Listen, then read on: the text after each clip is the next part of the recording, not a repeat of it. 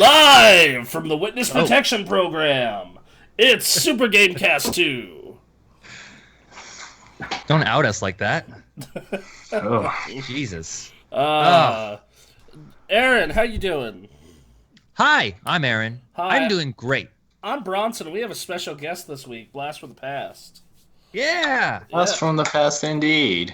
Are we missing anybody from that original crew from, what is it now, 10, 12 years ago?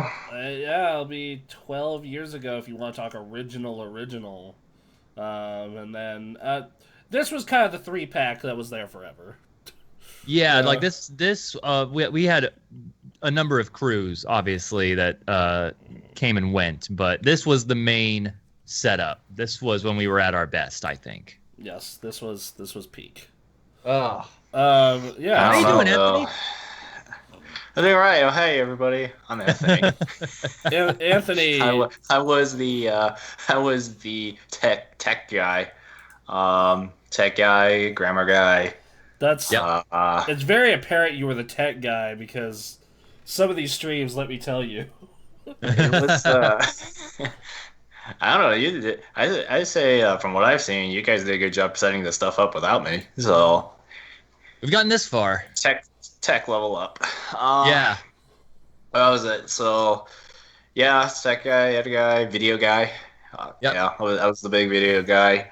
I didn't actually join original Gamekraft. Bronson forced me. Yeah, that sounds about right. He was it now? It's actually right up. I would say it's been like 12 years and maybe a week or two now since the Xbox Live chat. Bronson was just like, "You don't have a choice. You're doing this. You're doing this. I'm fine." Hey, it worked out. It was. I think it was a Halo. It was like a Halo. No, Bronson was probably playing it. It was an Xbox Live party chat at the time. Yeah, we got a couple of comments. Nicole says music and typing noises with the start screen. Yes, magical. Ethan says a wild Anthony appears, and then Nicole says, Yes. "Hello, I've met you once." Yes. Although, yeah. Continue, Anthony. Continue.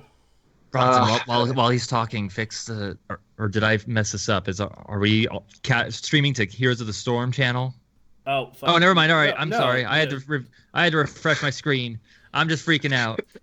Anyway, We were streaming the wrong channel the whole time. I thought we were like, oh yeah, play with followers and subs. Like, no. Okay, Twitch is just bad about updating everyone. Don't feel bad. Because when during your stream on Thursday, I popped in to see how I was doing. It's just like playing Animal Crossing and Doom. That is neither of those games are that game. Yeah. So no. All right. So anyway, you were saying, Anthony. Sorry. Go ahead. Yeah, I can't think of much else to say about myself, really. All right. You were a fantastic video editor. You were a great reviewer. It was fun to hang out and talk games with you. I have one specific memory in mind where we were doing a Game of the Year podcast, and we just like witnessed absolute war between everyone trying to get games placed. And there were like 2 games in particular that were like a real pain to place, and we got them. And then it placed like one of my favorites and one of your favorites above them. So then it was our turn to place those, and we were like, well, your game could be higher than mine. I don't mind. No, your game. You could be 2012. better. Yeah, no, it was that fucking Phil Fish game, Fez. Yeah, Fez. And Last Story, I want to say. Yeah, no. I think so. Yes. Yeah, and then like you guys like argued that for like an hour after like this murderer's row. Yeah, no, it was just absolute hell, and then it got to us, and we were just like, this is how gentlemen place games on a list. And then it got to the Borderlands Walking Dead discussions, like, all right, the knives are back out now. Yeah. Well, that was naturally going to happen when you have so many different gaming preferences. I think and different backgrounds. That's why I guess over time I'm not really that big on general Game of the Year lists anymore because you have to like dumb it down to such a broad audience that it just doesn't have any effect on me anymore. Like my preferences in games these days is extremely specific. Well, it's like Simulation Tycoon and those things. I don't think they ever show up on any top 10 Game of the Year list. This is why. If we had a big enough group, I'd want to do the group Game of the Year just because it's a fun like experiment. But like this is why this year when we only had 2 people, we're like, let's just do individual top 10 lists. Yeah. Like it just makes more sense as a whole. I also just find the process stressful. I understand that the end product is fun, but yeah, it is fun for the listeners. It is a 3-hour to 5-hour argument for everyone in the room. It's ridiculous. But I mean, like the end product is always one of the best things to listen to every year. It's just it's getting there is the hard part. Yeah, except 2013 when it was us 3, and then 2016 when it was me, Anthony, and Thomas. Sure. Like when you only have 3 people, it still goes pretty smooth. Yeah. It's just once you get to 4 and 5 and 8. Those preferences start to show. Yeah, that's like I remember the last year that I did it was 2018, and like just 2 people on staff just got extra upset because like every year their games always would rank lower because they just vary so much, like so further from the rest of the staff. Yeah, and they finally like were at the point where it's just like tired of it, but it's just like, sorry, when the vote is 5-2 every time, or in the case that year 4-2 every time, it's sure, like, sorry man, these really weird arty, like heavily art focused indie games are just not going to get much traction, unless it's to fuck over The Witcher, of course. Sure. I quite fondly remember the time when you remember this one, Bronson, Dragon Age Inquisition. Oh, get fucked. I'm always gonna be I hadn't played the game yet, or I played like maybe 10 minutes of that game.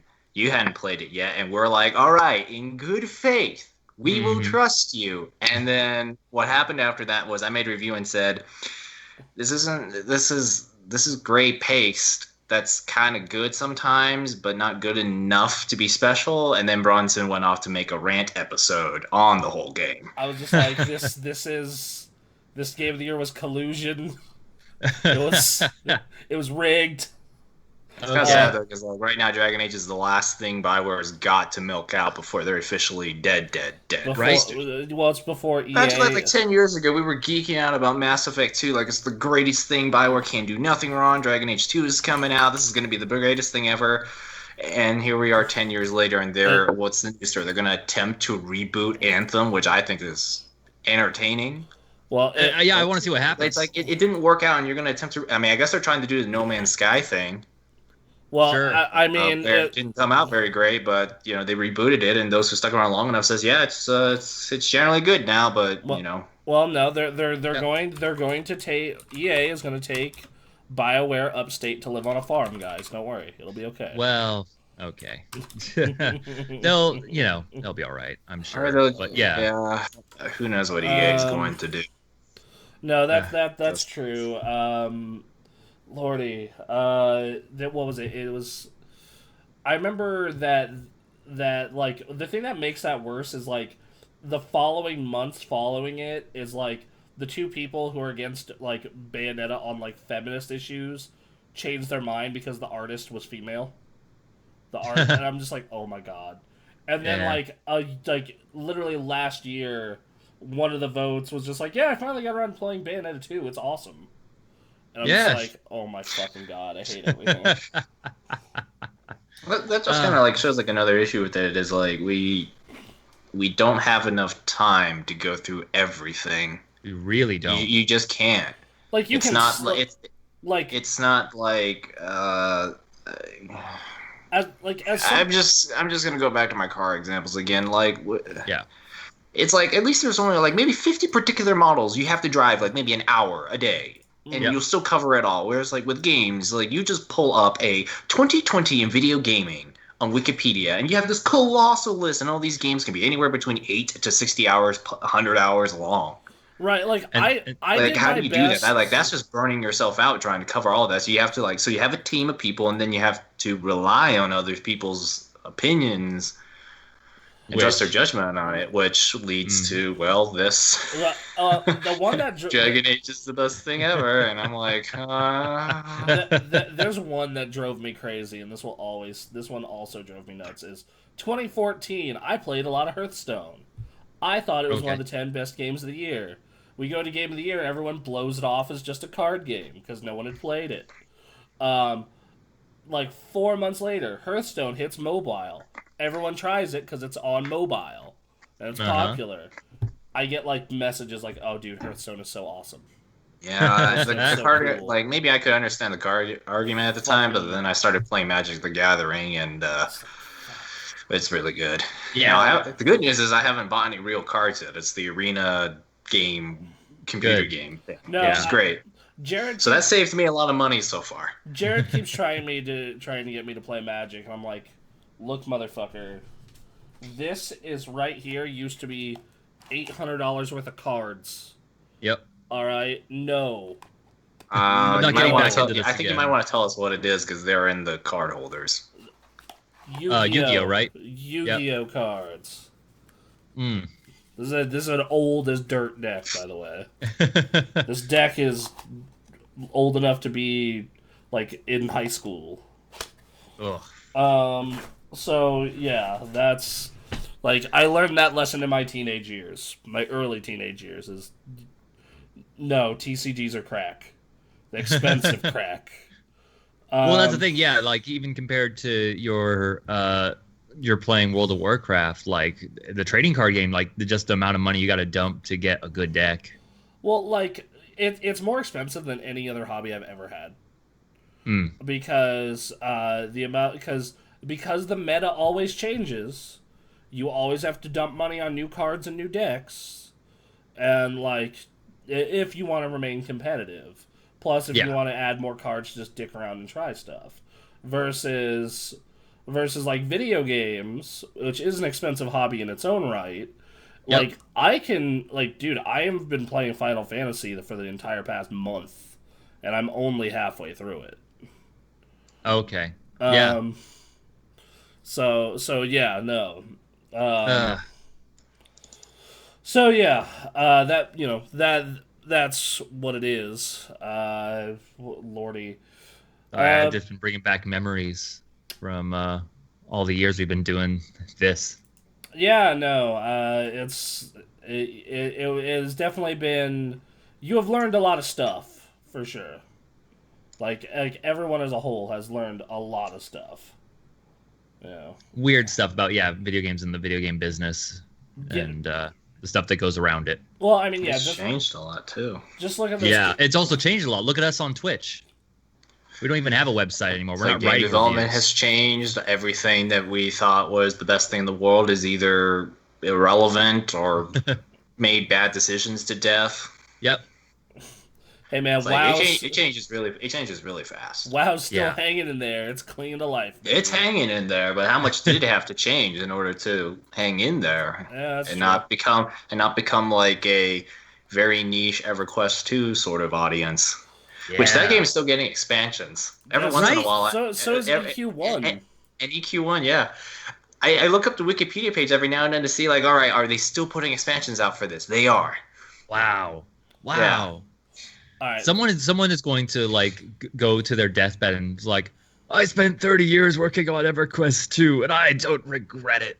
I mean, I'm probably going to be that guy who's going to be playing Final Fantasy 14 for 30 years if they keep putting expansions out for it. Yeah. All right, gentlemen. I mean, maybe off and on, but yeah. What's up, Bronson? All right, gentlemen. So we have a topic of the week. Oh. Because we're jumping to the topic. Yeah, I figured we'll get it knocked out and then we can dick around. So, hey, we have a topic of the week. We do this on occasion during thin news weeks. Okay. And this topic of the week, we did a similar one about 3 months ago, was where we ranked all the Nintendo systems from worst to first, and we're doing that again, but with PlayStation. Reminder who won for the Nintendo. What was the best Nintendo console? The Super Nintendo. Yeah, of course. I don't know why. I thought it would be something else. So for PlayStation, I think we should add the portables. Otherwise, this is not going to take any. This is a short list. Yeah. Sure. Question: are we counting the PSP Go, the greatest console? No, just because it's a PSP. Yeah, that's fair. Just like how we wouldn't be like Game Boy, then Game Boy Pocket. Game Boy Color. Game Boy Color is its own thing. There's enough exclusive games on Game Boy Color.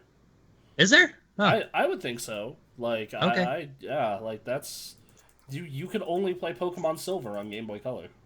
Okay. Same with I did not know that. Same with Wario Land 3. We're not counting 3DS, sorry, or that kind of stuff. When we were doing Nintendo, we counted 3DS. Well, no, we did rank Nintendo's portables because. Oh, because the Nintendo's portables is a whole other thing. Like that would have expanded the list exponentially. Yeah. So let me pull up a Office document here. Yes, pull up your PlayStation console Office document. Well, no, I'm in like Open Office. So we have. Because just so you guys know, Super Gamekraft runs exclusively on freeware. Yep. That's how it needs to be. We need to you know how those people, they always do ads, especially like with Sony, it's like it's a exclusively console oh my god, I can't say the words. Exclusive to Xbox One, console exclusive to PlayStation 4. we need to do that for Super Gamekraft. Yeah. Powered exclusively by freeware software. This software was pirated. Hey, none of my shit's pirated. It is all just freeware. That's great. That's great. Good for you. Keeping things legal. All right, so we got a comment from the real Neon Outlaw, Mr. Quinn Kressler.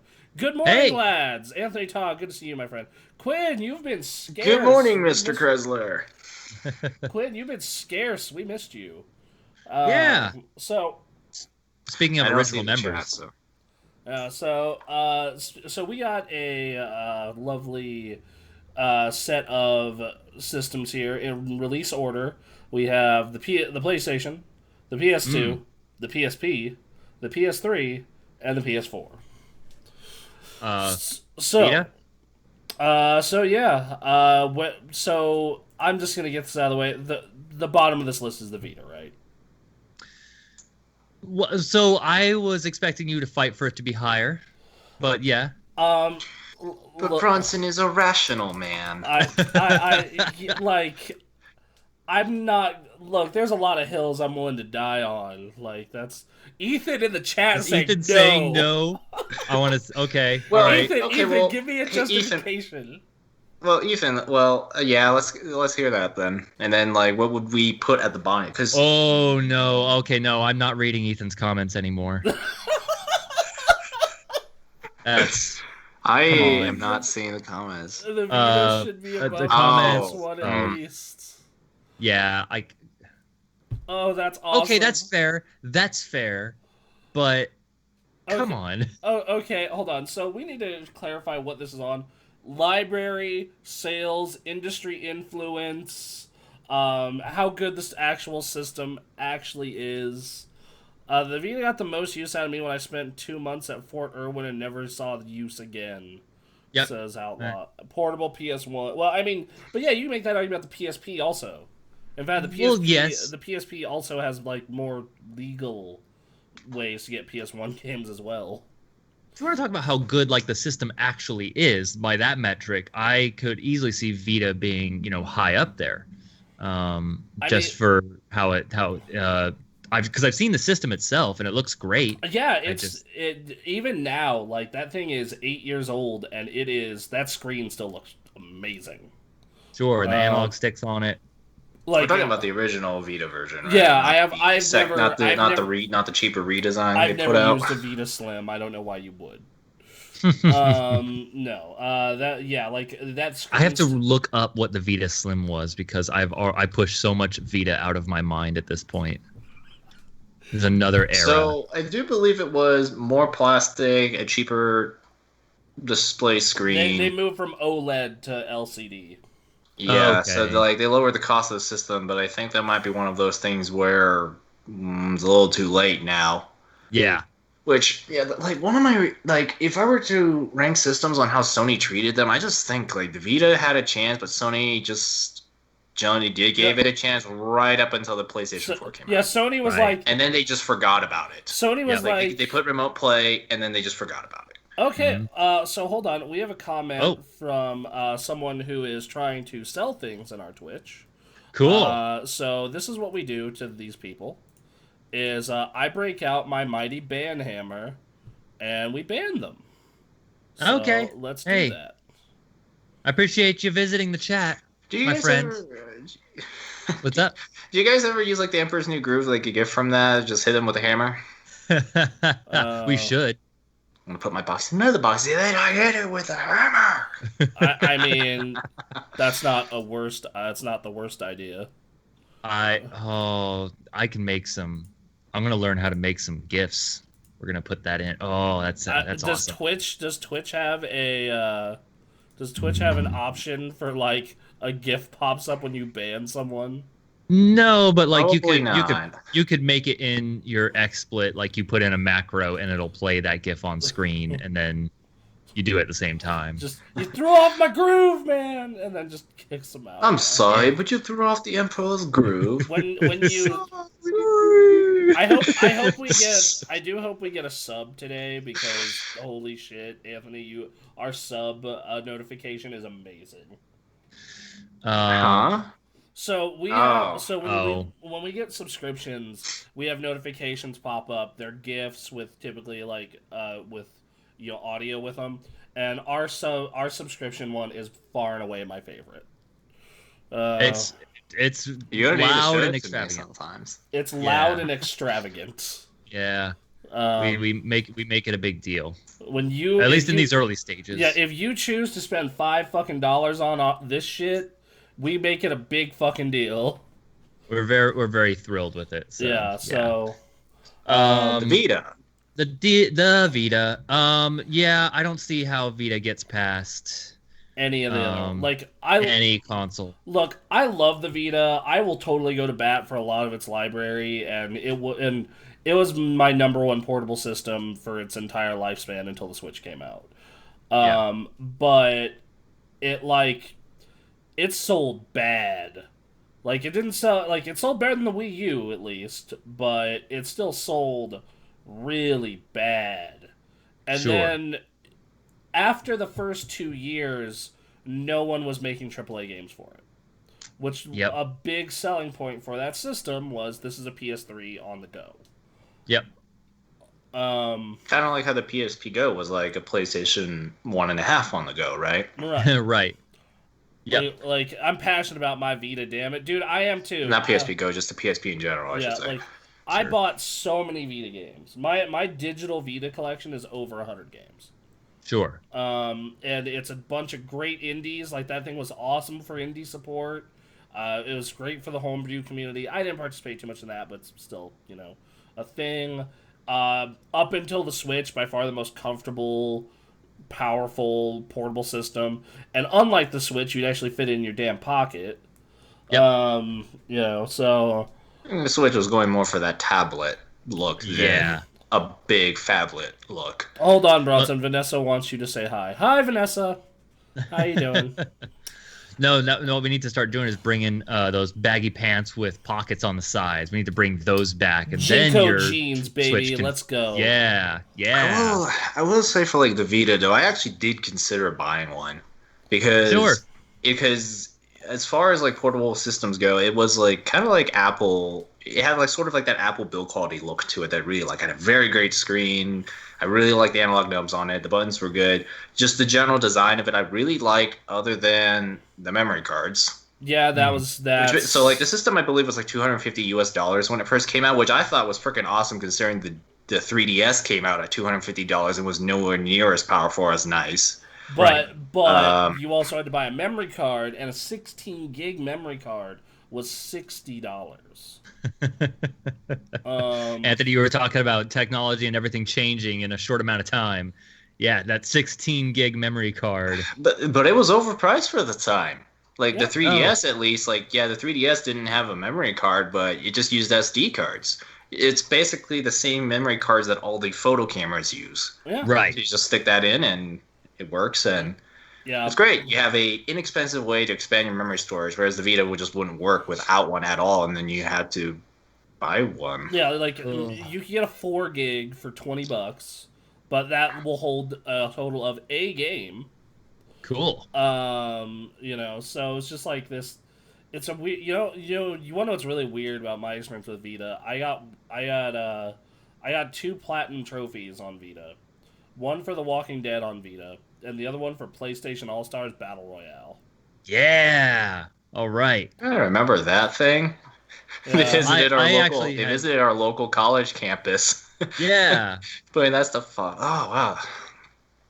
The thing that they stopped in this crusty city just to show PlayStation to a college campus. That was so fucking cool. That. And if you showed them your Vita, they gave you free Vita games. It was awesome. Yeah, that was before the PlayStation. Oh man. Yeah, that's one of the ways Ethan and I became friends. Wow. Yeah, as we met at college at that PlayStation event. Let's see. PlayStation is a topic I'm big on, so you're stealing me away from PFR, but I'm invested. Good. I appreciate it. Thank you. Thank you. So, on its own merit, you factor mod support helps it, and its incredibly dedicated community helps it. But it's like, yep. Customer loyalty. Yeah, like if I were to make a modern day Vita advertisement, I would say number 1 in customer loyalty. It's a we have the most fanboys on Twitter. It's like, what was it? There was that. Oh my goodness. I don't know if it was the Vita where they did a survey and found that over 90% of Vita owners were satisfied with their systems. Yeah, that was it. That was the survey. That is an astonishing amount for any product that anybody sells. Wow. But like that kind of dedication is crazy. Like the only other fan base I could really think of that has that kind of dedication is like old Toyota pickup truck guys. Like they will swear by those old things to death. The thing about the Vita was like, and this is what I tried to tell everyone when I was trying to convince them, no, it's cool, really, go get one, was it's very similar to VR in a lot of ways, is you have to, really own one to get it. Sure. You really have to, sit there and be able to play Little Big Planet, a full, honestly, the best Little Big Planet on the go. Right. Or play a full Uncharted on the go, or, even just replaying PS2 games on the go, in full HD. Some of those ports were bad. The Jak and Daxter one in particular, but the God of War port, other than some screen tearing, is awesome. I remember the reason I did not get a Vita was it came out and there was a day where I just went to the GameStop and I was trying to play Wipeout, and I was just having these slight technical issues trying to play that. And that was an early on Vita issue, I believe. Mm-hmm. Was there were some concerns about stability and things not quite running as well as they could. And they may have fixed that. I don't know. The Wipeout did eventually get fixed, at least in my experience from playing it. I got to Wipeout late, even though I bought it at launch. Vita is a system that I wanted to succeed so bad. Sure. Even though months prior, I wrote an article about how this thing might not have the chops to survive. I thought the 3 things reason why I didn't own a Vita was broke college student. Yep. So I was that helped all right, too. do I choose between the 3DS or a Vita? I went with the 3DS because I wanted Fire Emblem, I wanted the Mario Kart, I wanted Animal Crossing. There was all these stuff were there. The second thing well, that's probably 2 reasons right there. Broke college student, and I had to get the memory card, which is added to the cost of the system. Yep. But the thing that really downed me on the Vita was once the PS4 came out and sold like crazy, Sony forgot it. It was like the Vita didn't exist anymore. It wasn't like in the PS2 days where the PSP Go, no, sorry, the PSP in general and the PlayStation 2 were just both selling really well and doing killer. Really well. Like you want to talk about that was a great time period for handheld gaming. By the way, I did like how Sony made a push with the Vita because the PS4 wasn't out yet and the PS3 was reaching the end of its lifetime. So that was Sony's latest system. Vita is still the system. It's the system that I think I bought the most games for it at launch. Because I remember very distinctly, I was so excited for that system because it really felt like someone was making a portable directly for my tastes. Like, this thing was launching with an Uncharted, a Marvel vs. Capcom, and a Persona game was going to be out within the first year. So one game I did remember that they botched really hardcore was they announced Call of Duty for Vita. And it was as if they literally started development the moment they made that announcement and shoved the game out 6 months later. Because we were talking about, like, it needs a killer app. It needs, like, a Grand Theft Auto on it. It needs a Call of Duty on it. And then Sony was like, yeah. Hey, guys, you're working on Call of Duty, right? And Activision, whatever their team was like, yeah. Hurry up. Yeah. Get started right now. We got they announced it at E3 with that demo, and then it's just like, some dude in office, wait, we're working on what? Where? For who? What's it do? Okay. Okay. Steve, get on it. Yeah, Killzone Mercenary was the premier Killzone Mercenary was awesome. That game was fucking great. Sure. No, but like, at launch, I bought Luminous, Hot Shots Golf, Wipeout, Uncharted, Super Stardust HD, and then like a month later, I got Marvel vs. Capcom. And then as the summer went on, I got Dragon's Crown, Metal Gear Collection, Persona 4 Golden, and Guacamelee, and like one other game. Yep. And I was just like, that is a banging first year for this system. Sure. It's just for whatever reason, people just didn't want the experiences, and it's a shame. It's like I think that like when you look at like its total, also when you just compare its total like library of its own games, not ports. So we got Wipeout in general is criminally underrated. I'll agree with that comment. Right, yes. And MGS HD was amazing on the Vita. Yeah, no, dude, playing Metal Gear 3 on that thing was awesome. Didn't it have the best version of Persona 4 on it also? Yeah, no, by far and away. It's like Persona 4 to Golden? Yeah, if you want to play the best version of Persona 4, you play it on Vita or PlayStation TV. I'm surprised they've never ported that to something else. Like, even... Well, at least we got, like, Persona 5 Royale, which I'm debating about, because that's, like, the improved Persona 5.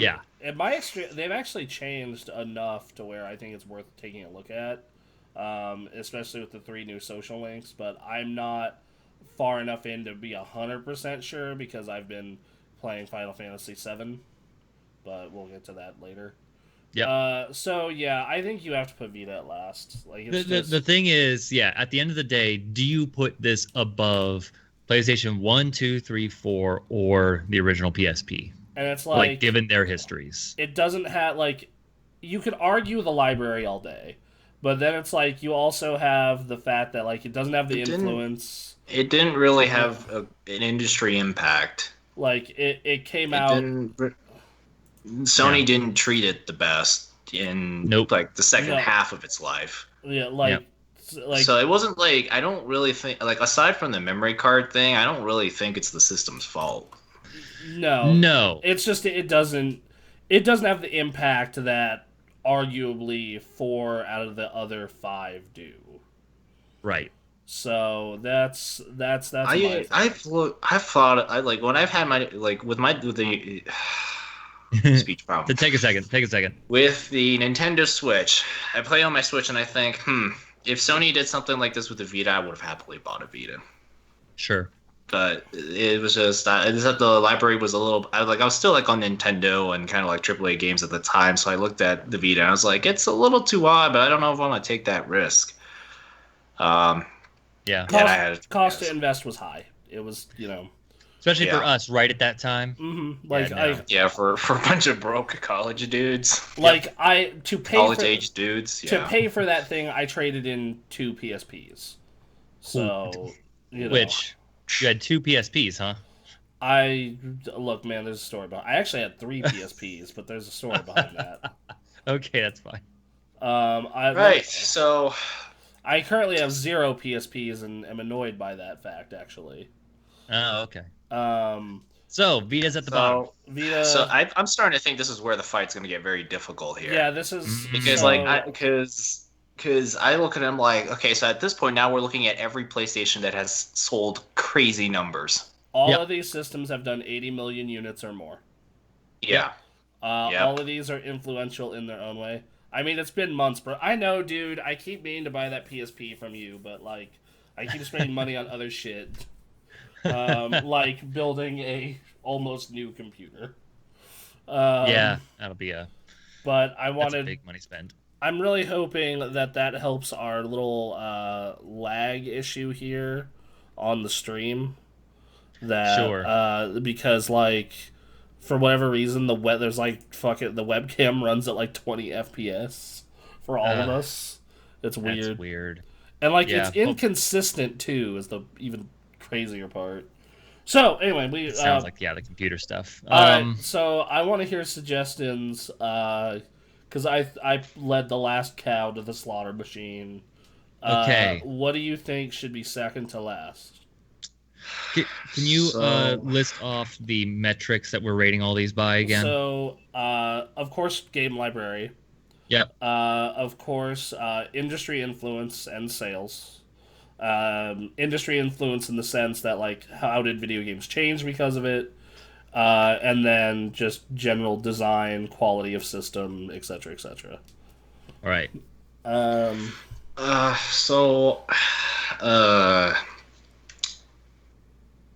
PlayStation 4. Ooh. Well, so PlayStation 1 changed a lot of things. PlayStation 2 was everywhere. PlayStation 3, I think, has an amazing story behind it, for better or worse. And PSP Go was like the competitor against DS and Game Boy. Well, DS mainly. So that just leaves PS4. We gotta cover because like I look at my PS4 and it's like I have more games on my PS4 than any other system. I think, but at the same time, I look at it and I'm like, oh yeah, it's a perfectly fine system. Can't go wrong with it. But it's not like I have complete love for it either. Ethan says, "Ouch, hot takes." But well, we have to suggest something. Am I going to say the PS1? No. Well, no. Am I going that's to say the the thing. PS2? No. Am I going to say the PSP? Maybe PS3. I think has a great story behind it. I think that you have to go PSP, PS3, or PS4 here. Yeah, I think that's a good call. And I mean, so PS4 definitely has like sale. Let's say I'd say PS3, says Ethan. Ooh, okay. Mm-hmm. If we were to think about, I mean, the PS. I want PS3 higher because it has such a crazy story behind it, but also it's probably flawed. I also like that. Like I like a lot of PS3's weird exclusives. Not many other people talk about. Like MotorStorm 2 and 3 are the shit. Dude, like PlayStation 3's library was pretty damn good. Like I have a like 40 plus game PS3 library, and most of it is exclusive to the system. Sure. Okay, so yeah, he does have a fair point. That thing did have a lot of technical problems. And also, like, if you want to talk about, like, a system having a rough half of its life, the first 2 to arguably 3 years of that system were it getting dunked on. It makes such a great story, though. It does. It makes But, like, yeah, I'm okay with, like, PS3 being second worst, even though I don't think it's a bad system. It was just like it's just the craziness behind the whole history of that thing is great. They've got PSP and PS2 just slaughtering the whole industry, and Nintendo just only has just the DS, and they came out with this weird Wii thing, and Sony got really cocky, and it was hilarious. Yeah. $599 US. We're gonna put a literal supercomputer chip inside your system. It'll play Blu-ray movies. Nothing can stop Back when a us, Blu-ray right? player was $1,200. Yeah, You no, want to talk about gaming if you influence for think better about or it, worse? there were the game trailer forums at the time. The people who argue on there basically just have a copy paste document where anytime anyone says that a PlayStation 3 is too expensive, you just copy paste how it is a much better value than a similarly equipped Xbox 360, which with the HD DVD player, the wireless adapter, and all that stuff would be more expensive than PS3. All right, so this is how my family got around the wireless adapter thing. Is I had a like 80-foot long Ethernet cable that we ran through the home. And then later on, the modem was just like in my room. So, yep. And then for the HD DVD player, okay, I mean, that's just funny in hindsight. Yes. And then I remember they were giving one of those away on like the first Bombcast, and it was the most hilarious shit even then. And then Format Wars. I remember I got Format Wars. I don't remember VHS versus Betamax. I wasn't even alive yet when that was going on, but for us at least, we had to experience a format war of very expensive media right when the economy tanked. So I really love that. I actually was on Twitter and I sent this to Aaron like a couple months ago. It was an ad on the 360 dashboard of the HD DVD player. It says the look and sound of perfect, and I took a screenshot and I texted it to it. So that was. Oh my god. Yeah, like I think that my problem with PS4 is it's just boring. I think after the PS3 they played it very, very safe. The marketing would say it's a supercharged PC platform, which I laugh at because it's a glorified laptop, really. Even when it launched, it ran x86, it had a regular hard drive. It took no crazy risks compared to PS3. The share button was cool. It was like they were traumatized by what they had to fix in PS3. The share button Was it PlayStation 4 that did the share button? Yeah, that was the first system to do that. Okay, there's some influence there. Yeah, there's a little bit. For better or worse. Yeah, like I think that, like, it's obviously selling well. It's on pace to beat the Wii. It might beat the PS2 eventually someday somehow. It's just insane to me. But like I look at its library and I'm just like 90% of the really good shit on this I can play on my PC or my Xbox. I feel like a lot of that push it got early on was because Xbox came out and said digital only. You want to play discs, you got to play Xbox. Actually, the PS4 looked like the savior after all that stuff the Xbox One was talking about. Just by being a standard, simple, common sense system, they looked like a hero compared. Like Nintendo, we were just like, yeah, Wii U, okay, sure, whatever. Well, the Xbox One, we have an offline system. It's called the Xbox 360. Oh yeah, we understand your nuclear subs, TV, sports, Call of Duty. I went back and looked something and I am shocked at like Xbox branding now and what Don Matrick originally had it planned out to be, and this was 7 years ago now. Yep. Well, like not just the weird JRPGs, Ethan, but also like the weird first party stuff, like MotorStorm 2 and 3, Resistance, like what else? Ninja Gaiden Sigma was exclusive to that thing. What else was this? Like they're like Heavy Rain. That like David. Those Cage's, games, yeah. Yeah, David Cage's only good video game. You have it's not exclusive, but I played a lot of Persona Arena on that damn thing. And are you talking about PS3? Yeah, PS3. Also, Yakuza 3, 4, and 5. Ninja Gaiden was an enhanced port, but Ninja Gaiden Sigma 2, but it was the best way to play the original Ninja Gaiden. So it just, I don't know. PS4, at least, maybe it's because we're so close to, maybe we're still in it right now, but PS4 just does not strike me. But if I were to, the thing is, though, is like, when I look at the PS3, well, the first time I ever experienced a PS3, I borrowed my friends and Metal Gear Solid 4.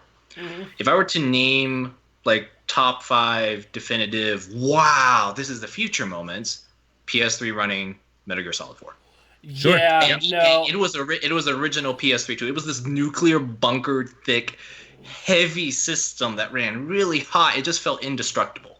Yep. I remember. And it was a Blu-ray player, and I played Metal Gear Solid 4, and I was just like playing this game, and I was like, how is this even possible? I remember like dunking on that thing for 2 years straight, and then like borrowing it to play MGS4 as well, and immediately being out, I need to buy one of these, and I need to own this game. Yeah. And I bought a PS3 with MGS4 and Warhawk. Warhawk, another fucking gem on that system. And then like, you want to talk about games that were fucking incredible. Uncharted 2. The Uncharted series. I think that was like the big. Well, there was Metal Gear Solid 4 that was one game, but I think like Uncharted. You had a weak 2009 lineup, and then there was an Uncharted 2 which just swept everything. Yeah, was what I remembered. There was Arkham Asylum also came out there, but like even as good as Arkham Asylum was, it's like you saw Uncharted 2. It's like.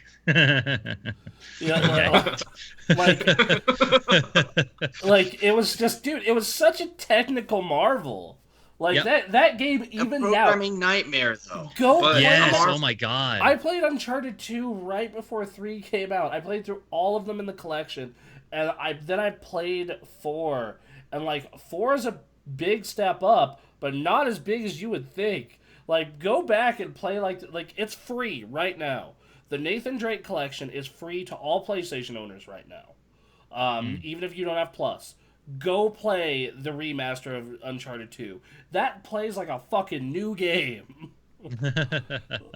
and it's 11 years old. What did that whole game start off with again? The train sequence, or is that the train? No, it started him dying in the train, hanging there, and you climb up, and then it cuts to the flashback. Okay, that was 2, not 3. Yeah, that was 2. And It was an amazing way to start. Just the way they presented that game, the cinematic way they treated it, and it just made it like this amazing blockbuster movie, but for hours on end. It's like, okay. Like, I remember I was playing that game, and I played it I got that game in the morning. I got that game in the morning super early, and then I played it non-stop for 7-8 hours until a friend came over, and then we hung out and we did stuff, and then the next day I beat the rest of it in one sitting. Like that was a 2-sitting game, and it would have been a 1-sitting game. As long as we're talking about good shit on the PS3, Infamous, I did the same thing.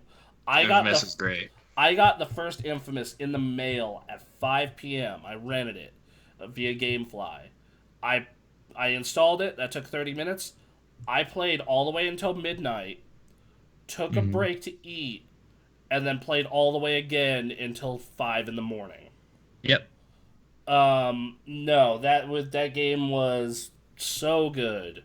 What's that, Anthony? So on the PlayStation 4, like we're moving to the PS3 already, but so like for the PlayStation 4. Yeah. So like the PS3 has like all these big memories that we can remember, and maybe like in a few years we'll look at the PS4 and think how it's awesome. But when I got my PS4, it was just, I would say the gaming generation in general, after the Xbox 360 and PS4, was just the incremental step forward. Yep. Like Microsoft tried to push all this new software features out that people didn't want, so they backpedaled, and what they had left was a glorified laptop that ran slightly slower than PlayStation's glorified laptop. Yep. Playing it safe, but nothing crazy with the controller. We've got some share button, but the controller is still generally the same. Yep. It's definitely nowhere near as crazy as in 05, 06 when Microsoft was like, yeah, we got a tri-core processor, back when PCs were barely becoming dual core. Like, I think that there are a couple of games that do stand out on PS4 though. That's like, holy shit. Yeah. Yes. Which one of those Pitch 'em. What is it? Pitch 'em. Pitch 'em? I mean, let's talk God of War. Dude, that game looks insane. It looks really good, yes, but I wasn't really big on it. Okay. I was very big on Horizon Zero Dawn, though. Which I was not. I was the flip. Yeah. So well, it was just like Guerrilla Games. I didn't know that the guys who made Killzone could make such an awesome action RPG, Western action RPG hybrid thing. Good for them too. I'm glad that people like that game. Yeah. Well, I mean, I think they're going to get a My sequel. PlayStation last night, and I'm like, oh boy, I probably need to do New Game Plus of this. It's weird that you say that because I've been considering a platinum run of God of War. You guys. That's well. cool. Let's some other big stuff on it then. So there was Uncharted 4, which it was a masterpiece. It's not really. I don't really think it's the game's fault. I feel so bad about Uncharted 4. I know. It's like, it is an absolute masterpiece, but we all knew it was going to be. So none of us were surprised it came out to be a beautiful masterpiece. Yeah, what more could you ask for a game? Yeah. And that was just what just kills the hype for it for me. Was like, I already knew it was going to be beautiful. Now, The Last of Us 2, now that one has far better potential to blow our minds away. Right. Sure. Right, which, bummer about that delay. But, yeah. But, and the thing is, like, Ghost of Tsushima is still coming out, but, that's the new game from the infamous crew. But, like, let's talk about, Uncharted 4, like, that game has one of the best single-player campaigns of the entire generation. It has a great multiplayer. It's an easy 5 out of 5. It's just, it is killed by expectation. Yep. Bloodborne is the best of all the Soulsborne games. It's the one even non-Soulsborne players like. Yakuza 0. Oh, Yakuza 0. Yeah. Oh, yeah. Yakuza 0. It's on PC now, but it came out first on PlayStation. It had a full year and a half on exclusive to PS4.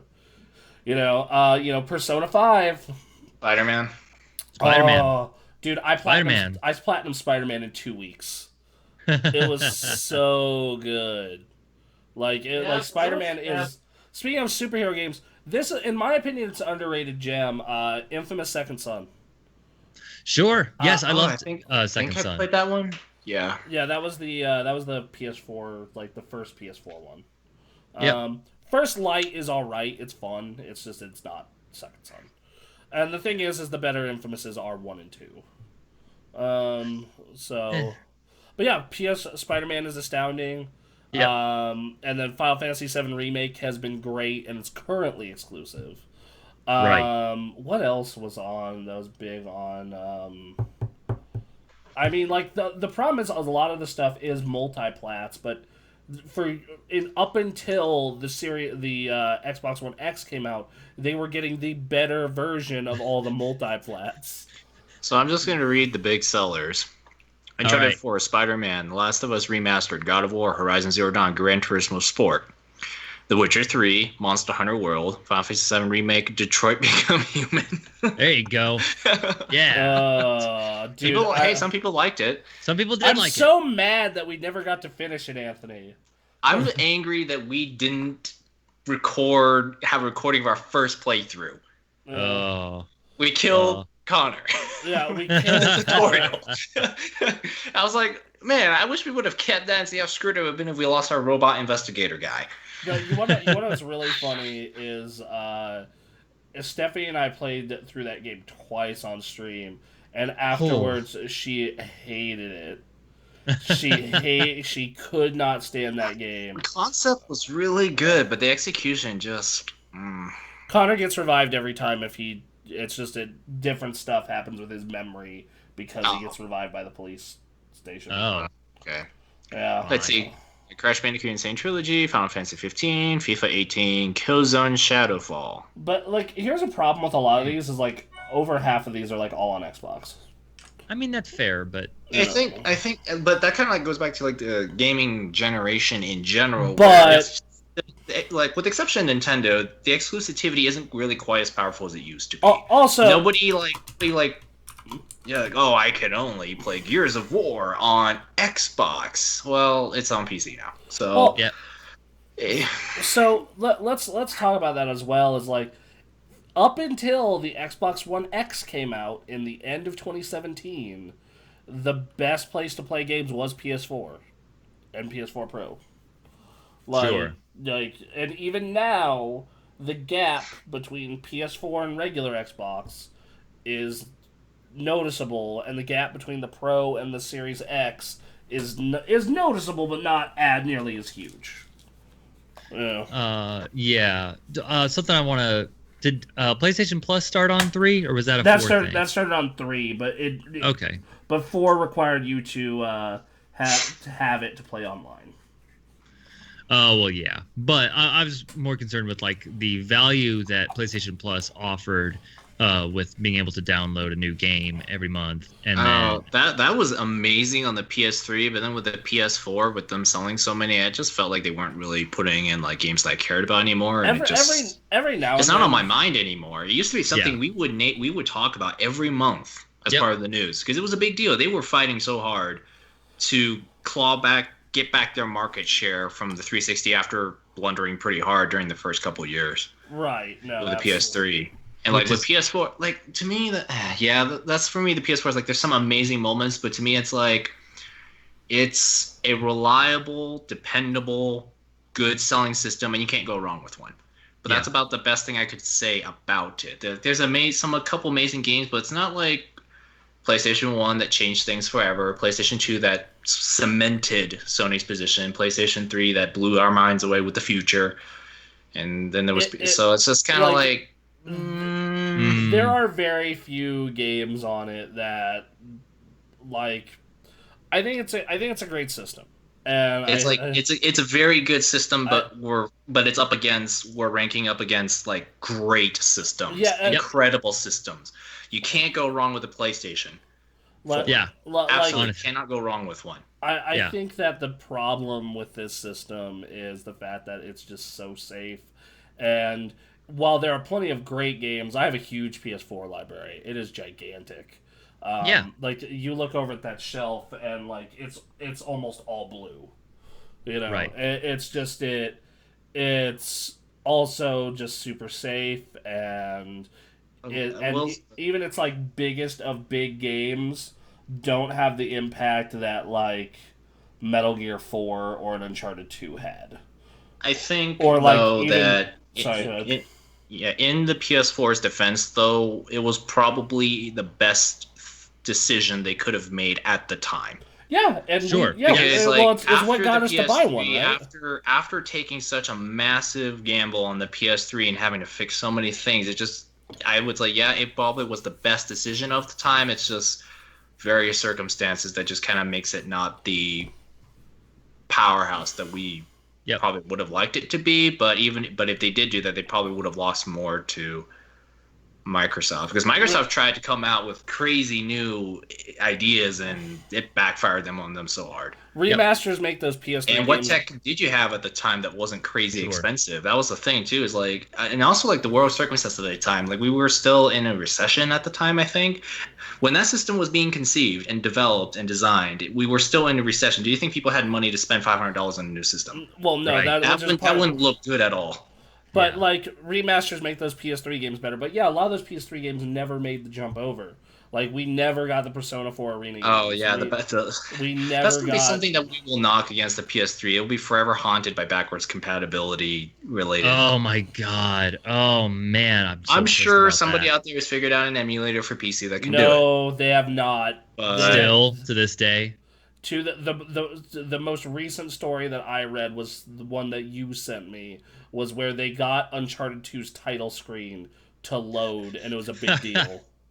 Oh man. Okay, but yeah, that's a PS4, a very good system. Can't go wrong. Yeah, I have to happily recommend one, but it's up against things Titans that changed the industry forever. Yeah, for better or for worse. You know, right. So, I think what Anthony said is the biggest point, which is Xbox came out. They were the ones to lead the next generation. They proposed their vision. Everyone said hell no, and like, screw you guys. We want used games. We want a conventional system. Yep. And Sony said that's what Sony to win, made, and that's what people bought. Like the number says it all. Like people bought a system because they wanted a conventional system. They want to play video games on a video game box.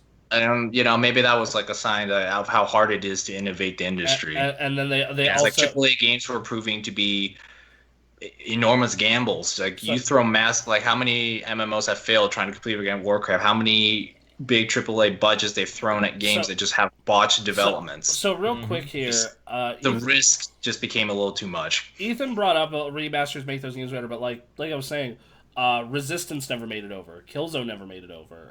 Warhawk and Starhawk never made it over. Like there's all like the Batman port was shitty. Oh, that's a bummer. Like there's so many of these cases where like these remasters didn't happen, or like the ones that happen are great in some cases. Yeah, I just played the Shadow of the Colossus PS4 remake, and oh my god, it's good. Yeah, those like that Uncharted remaster, they did a great job with it, but like that God of War 3 one, but and then there's also the fact that like, and this is not the PS4's fault, it's more the PS3's fault, but lack of backwards compatibility when your competitor does it. Yep. Like it almost makes me feel bad that I invested so hard in PS3 instead of 360 for multiplats, because now most of those multiplats work on the fucking Xbox One. Yep. So yeah. I think that the more we talk about this, PS4 has to be.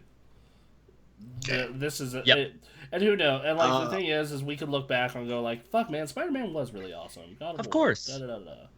Yeah. But yeah.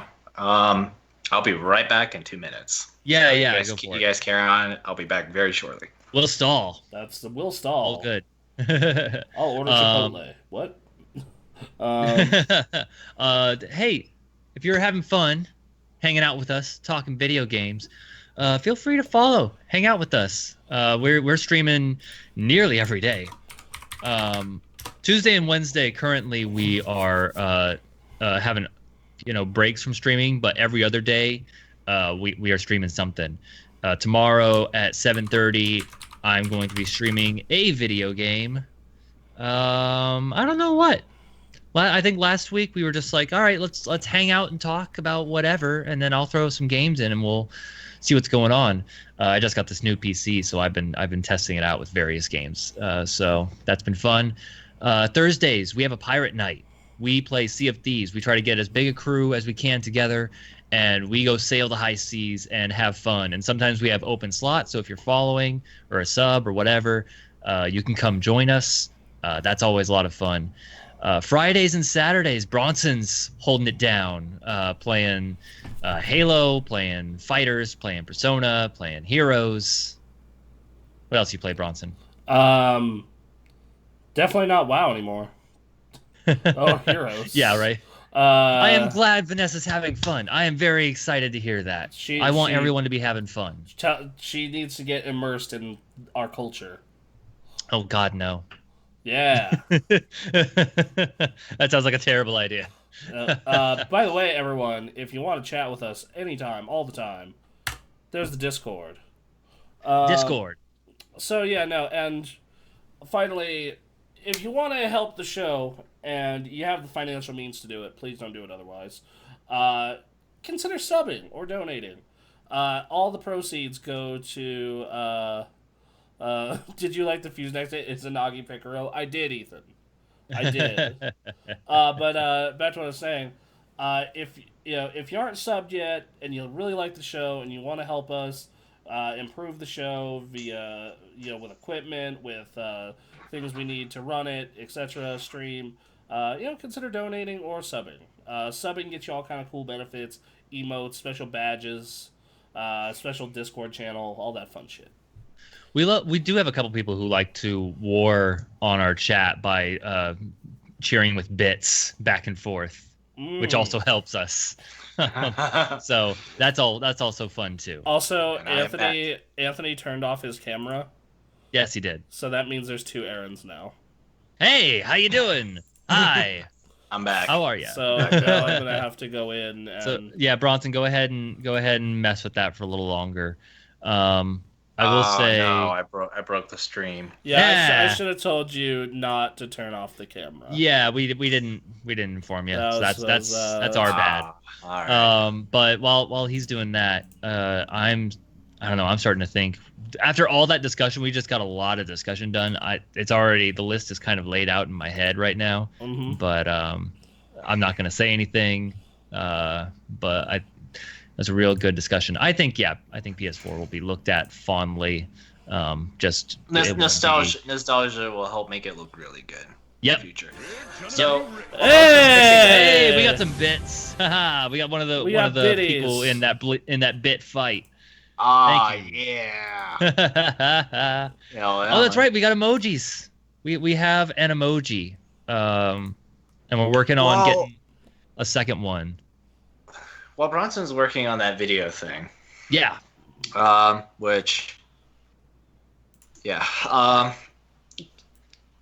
read this article where they did a survey on most recognizable brands among different generations of people in America. Mm-hmm. Among people our age, the millennials, PlayStation is number one. Wow. Or one of the top five, at very least. One of the top five. All right. With Gen Z, the generation after us, it's Xbox. So it could there's going to be a pretty big fight over that in the future. Yeah. That's why I'm actually really excited about this coming generation, even if they are just like glorified PCs. Is just they seem to be on even-ish ground in terms of my perception of each of them at this point. And we just went through a generation where they were basically playing it safe. They did, but yeah, Bronson was talking to me about that. How like with the new details with the Xbox One and the upcoming PS5. Oh yeah, we're going a little bit back to the crazies. I don't think it's all the way though, because how expensive is that going to be these days? Yep. But the Xbox is like, oh yeah, you can just quick resume a game, full game. It's incredible, right? Just pull it out. And I look at that, I'm like, I don't even know if computers can do that. I mean, I guess kind of, but it's not really the same thing. Right. I'm just gonna put Forza away and then play Gears of War, and then when I don't want to play Gears of War, I can put that away and reload my whole point, like it's coming out of sleep mode. Yep. In 5 or 10 seconds, back to exactly where I was in Forza. Kills all the loading times. Because I was trying to load up Horizon Zero Dawn.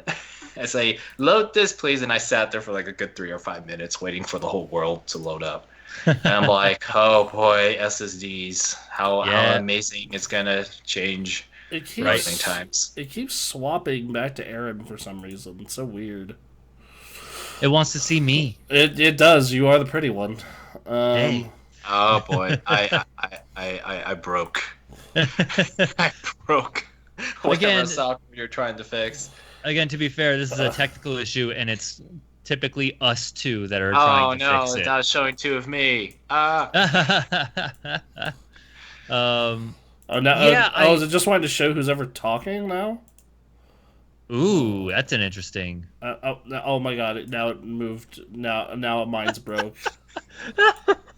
Keep going. I want to see how this goes. All right, you guys just keep talking. I think, given what we know, which is very little about the consoles, I am probably going to get an Xbox first. I didn't even bother getting an Xbox this generation, which I'm a little bummed about. But for me, the thing that makes me not really desire an Xbox yet is that because Microsoft also has Windows on PC. Yep. The Xbox branding isn't really just a console thing anymore. It's Microsoft's gaming platform, PC, and the system. Mm-hmm. And it's going to be a cloud thing and whatever their other systems or boxes they're planning. Right. So, and I was like, I just spent a lot of money building my nice gaming computer. I think I would use that to play Xbox games. It probably won't run as nice as a Series X. You know, it won't be it won't be like high detail 4K. It won't have quick resume. But at the same time, I don't want to spend hundreds of dollars right now. Yep. And for PlayStation 5, I'm going to wait and see, because the reason why I jumped on the PlayStation 4, not at launch, but a little early, was because of Destiny. And everyone was getting Destiny. Yep. Mm-hmm. Yep. But whereas right now I'm like, I don't see anything on PS5 yet. But if they announce like a sequel to Horizon Zero Dawn, absolutely, I will flat out go out and buy a PlayStation. And Sure. if Spider-Man 2 happens on Yeah, PlayStation, I will. Yeah, that's the big one for me. Is like if they come out and they're saying Spider-Man 2 year one, I'll be like, shut up, take my money. All right, so we got some comments to catch up on after all of the. I'm gonna remind me if we have a third to tell them, please don't shut your webcam off. Oh well, that's something that we need to remember for. It was fun. It was fun. Yes, I enjoyed it. All right, so we got a couple comments. Quinn with the donation and the emote spam. Thank you, hype emote. Everyone, please, anyone in the chat, please throw up a hype train. Throw up the hype emote. Just remember who owns you, Winky Face. Quinn, you're a reverse fin dom. Also, remember to learn the captain's wife's lament for Tuesday. A reverse fin dom. Or Thursday. Nah, man, reverse fin dom. Look it up, brother. And he says that is insanity. Let's see. It's not a Super Gamecraft stream without some technical issues. Happy Sunday, everyone. Yep, exactly. And then the only reason you would desire an Xbox is because you're too poor to build a decent rig. Quick resume as much as technical as it is. It's possible it's going to be a useless gimmick at best. Useless gimmick? I mean... The thing that concerns me is that because Xbox runs essentially on a slimmed-down Windows operating system, wouldn't this feature also come to PC one day? I mean, eventually, yeah. It runs DirectX. It's slimmed-down Windows. Like, if it works out on Xbox, why not bring it to PC also? I would like to have a feature on PC. Yes. I mean, it's the streamlined hardware, but we can discuss that more in a minute. So yeah, I think it's PS4. So yeah, PS4 I think is next. So yeah. So now we got Vita at the bottom, then PS4. All right, so what do we have left? PS1 through 3 and PSP. Portable. Yep. This is where it's gonna get hard. This is where it's gonna get hard. I agree. But we were talking about how PS3 had some major flaws with it. Yeah.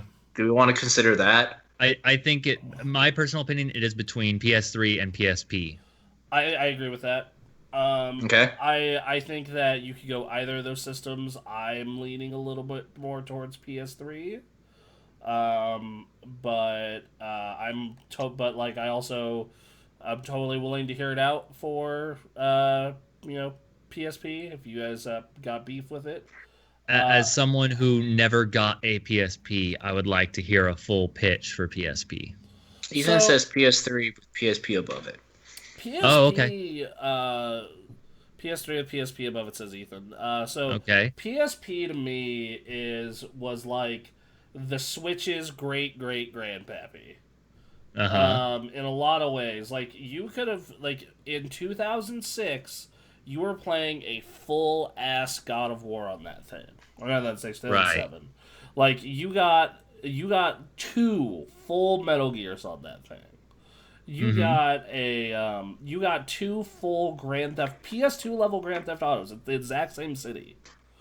On that system.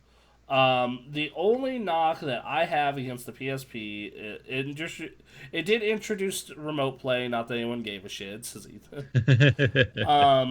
And it was just this, and it felt so fucking high tech. Like, I remember Quinn showing me the PSP for the first time and popping in Spider-Man 2 and just watching Spider-Man 2, in almost DVD quality. On this big widescreen handheld. You pulled up the DS, which, argue their library all day. But when sitting it even next to a DS Lite, it looks like a fucking cheap toy in comparison. UMDs are the future, guys. Yeah. Tell me, Rustin, how many of those discs did you snap? I broke. So yeah, that was a problem I had. I broke 5 copies of Crisis Core because they were in my backpack. Oh no! How did you get 5 copies? You just kept buying them. Because by the time that I was playing Crisis Core, it was $10 to buy it used. Okay. So yeah, it's a nut you can play inside, says Ethan. Battlefront 2 on PSP was quite fun, but the space combat downsized the interior maps of the ships, which was odd. Like, yeah, definitely, there were some games that definitely the ports had technical limitations. And then, like, that thing had Guitaru Man, and it had, in my opinion, better Tetris in the first 2 Luminous games. And, like, it's just this system that... And then, like, of course, you factor in the homebrew, and then it factored in it being the only handheld to actually compete with Nintendo and sell well. Sure. Sold very well. But yeah, like everyone talks about, the PSP lost, but it's like, yeah, are you still losing though if you sell like? Here's the thing: is like you can lose flat out, like Sega Nomad or whatever other '90s alternatives were, which I don't know of. Mm-hmm. But the 2000s PSP had it was competitive. Yeah. Yep. Very competitive. It introduced everyone to Patapon, Loco Roco. And it was just this, the PSP Go was weird. Like, that can be forgotten. But yeah, like, even looking at this picture, like, look at this shit. look at this fucking shit. Yeah, when you consider the matchup at the time. You're like, what the fuck? I think like one of the biggest reasons why the DS sold like crazy is because you have Nintendo's portable games on it, as usual. Yep. Yeah, Pokemon. Mm-hmm. But also, like, for the longest time, the number one selling portable game was New Super Mario Brothers. Mm-hmm. That thing just kept selling forever. Yeah. Yeah, and then like it had Daxter. You could download PS1 games legally on it. Sure. It had Crisis Core, Persona 3. Like, that just, it had a full-on port of Tekken 5. You can play GBA games on DS. That's fair. Yeah. But, okay, so compare this to the PS3. Why does it deserve to be over the PS3? I think that the PS3, the first 3 years of its life... sucked. Yeah. Yeah, like it. It's a great story, but at the same time, it's still. It's like it's still things against it. It's like, hey, go play Orange Box on PS3, homies. Go play Fear on PS3. Honestly, could you argue the highs on the PS3 are higher than the highs on the PSP? That's what I'm thinking. You definitely could. I think that there are certain highs on the PSP that are just as high. I think Metal Gear Peace Walker for the time and Ghost of Sparta were 2 of the most impressive portable games I've ever seen. Okay. And then Crisis Core, its ending is heartbreaking as fuck. And then just like, you want to talk about technical marvels, like they got a full ass Burnout game running on this bitch at 60 FPS. Damn. They got 2 actually. Oh really? Okay. Yeah, and then like and then it played all those PS1 games that the PS3 plays. Right. Nicole says, I heard Crisis Core. Yeah. It's a good game, honey. Yeah. Given the whole package that the PS3 is, especially since, to me, that one of the biggest things is PS3 is the console that introduced their lingering issue of, we can't play games from back then because it costs a lot, and also, nah. And also, programming makes it impossible on future systems because we put this weird architecture in. Yep. So good luck with future PlayStation consoles trying to play those games. We can do I think one day they'll figure it out, but it's going to take a long time. I have to imagine there's like a group of like 8 people at Sony it's just dedicated to the backwards compatibility room. And I am sure they are cursing the chief architect of that system the whole time. Just don't enter that room. Just like they just have like Ken Kutaragi's face on like a dartboard. Just like they flip it off every day. Imagine like the terrible hell/heaven that would be. I would just be like putting up posters of Crash Bandicoot and like various PS1 and PS2 exclusive titles all over the place, and then dartboards and like here's a corner where we take a bunch of PS3s and we just smash them with a bat when it gets too stressful trying to figure out this impossible problem. What do you want? Like, no, it's not ready for PS5. Like the fact that the whole of the internet cannot get any of that shit to run consistently tells you something. The whole of the internet, yeah. By the way, Parker says Metroid Fusion was such a great game. It's a crime it's not available on Switch. Yeah, that is a bummer. Same thing with. Sure. This is off topic, but when is Nintendo gonna put the N64 catalog on it, dude? Yeah. You wanna bring up the emulation old wounds? Just like, guys, the N64 is like 25 years ago now. Yep. Come on. But yeah, I love the PS3. It's one of my favorite systems. I think it is the system I own the most games for total. Yeah. But you look at even until the middle of its life, Bayonetta, it was still getting jank ass ports. Sure. And then on top of that, you have the fact that they had to drop backwards compatibility midway through its life.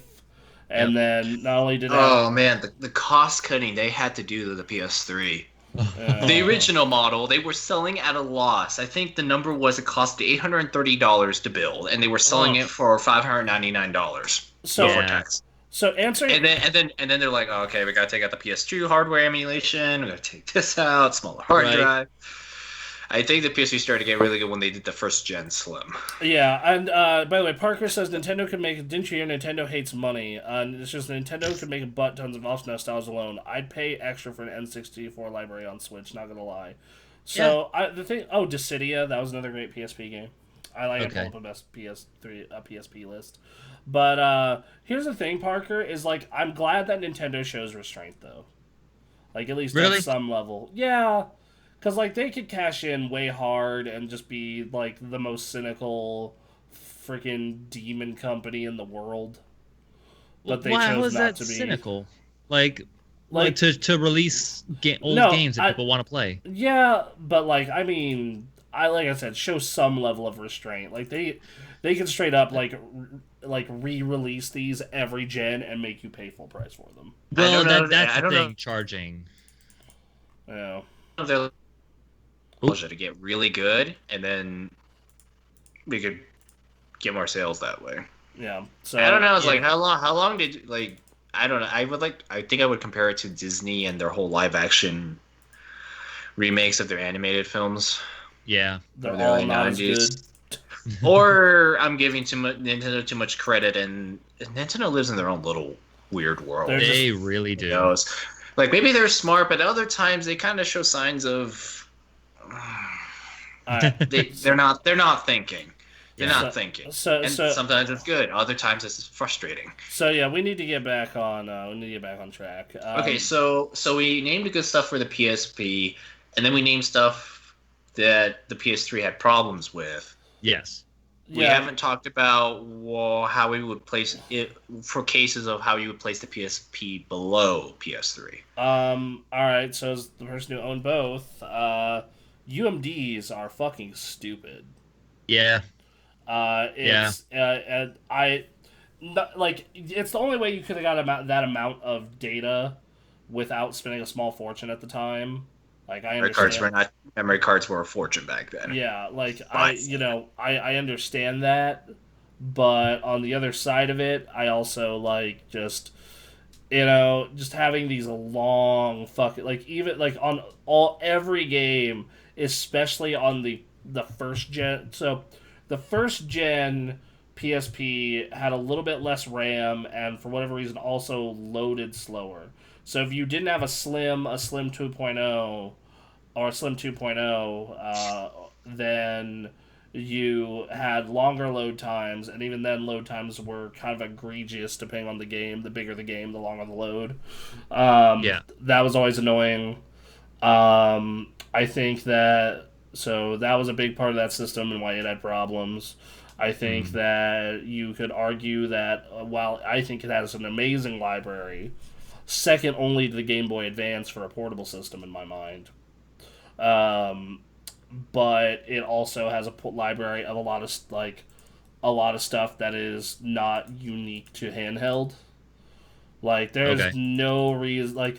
Literally, if you were to move these, beef up the scale and the graphics a bit, those could have been 2 PS2 God of War games. Sure. Metal Gear Peace Walker, they literally just ported it to 360.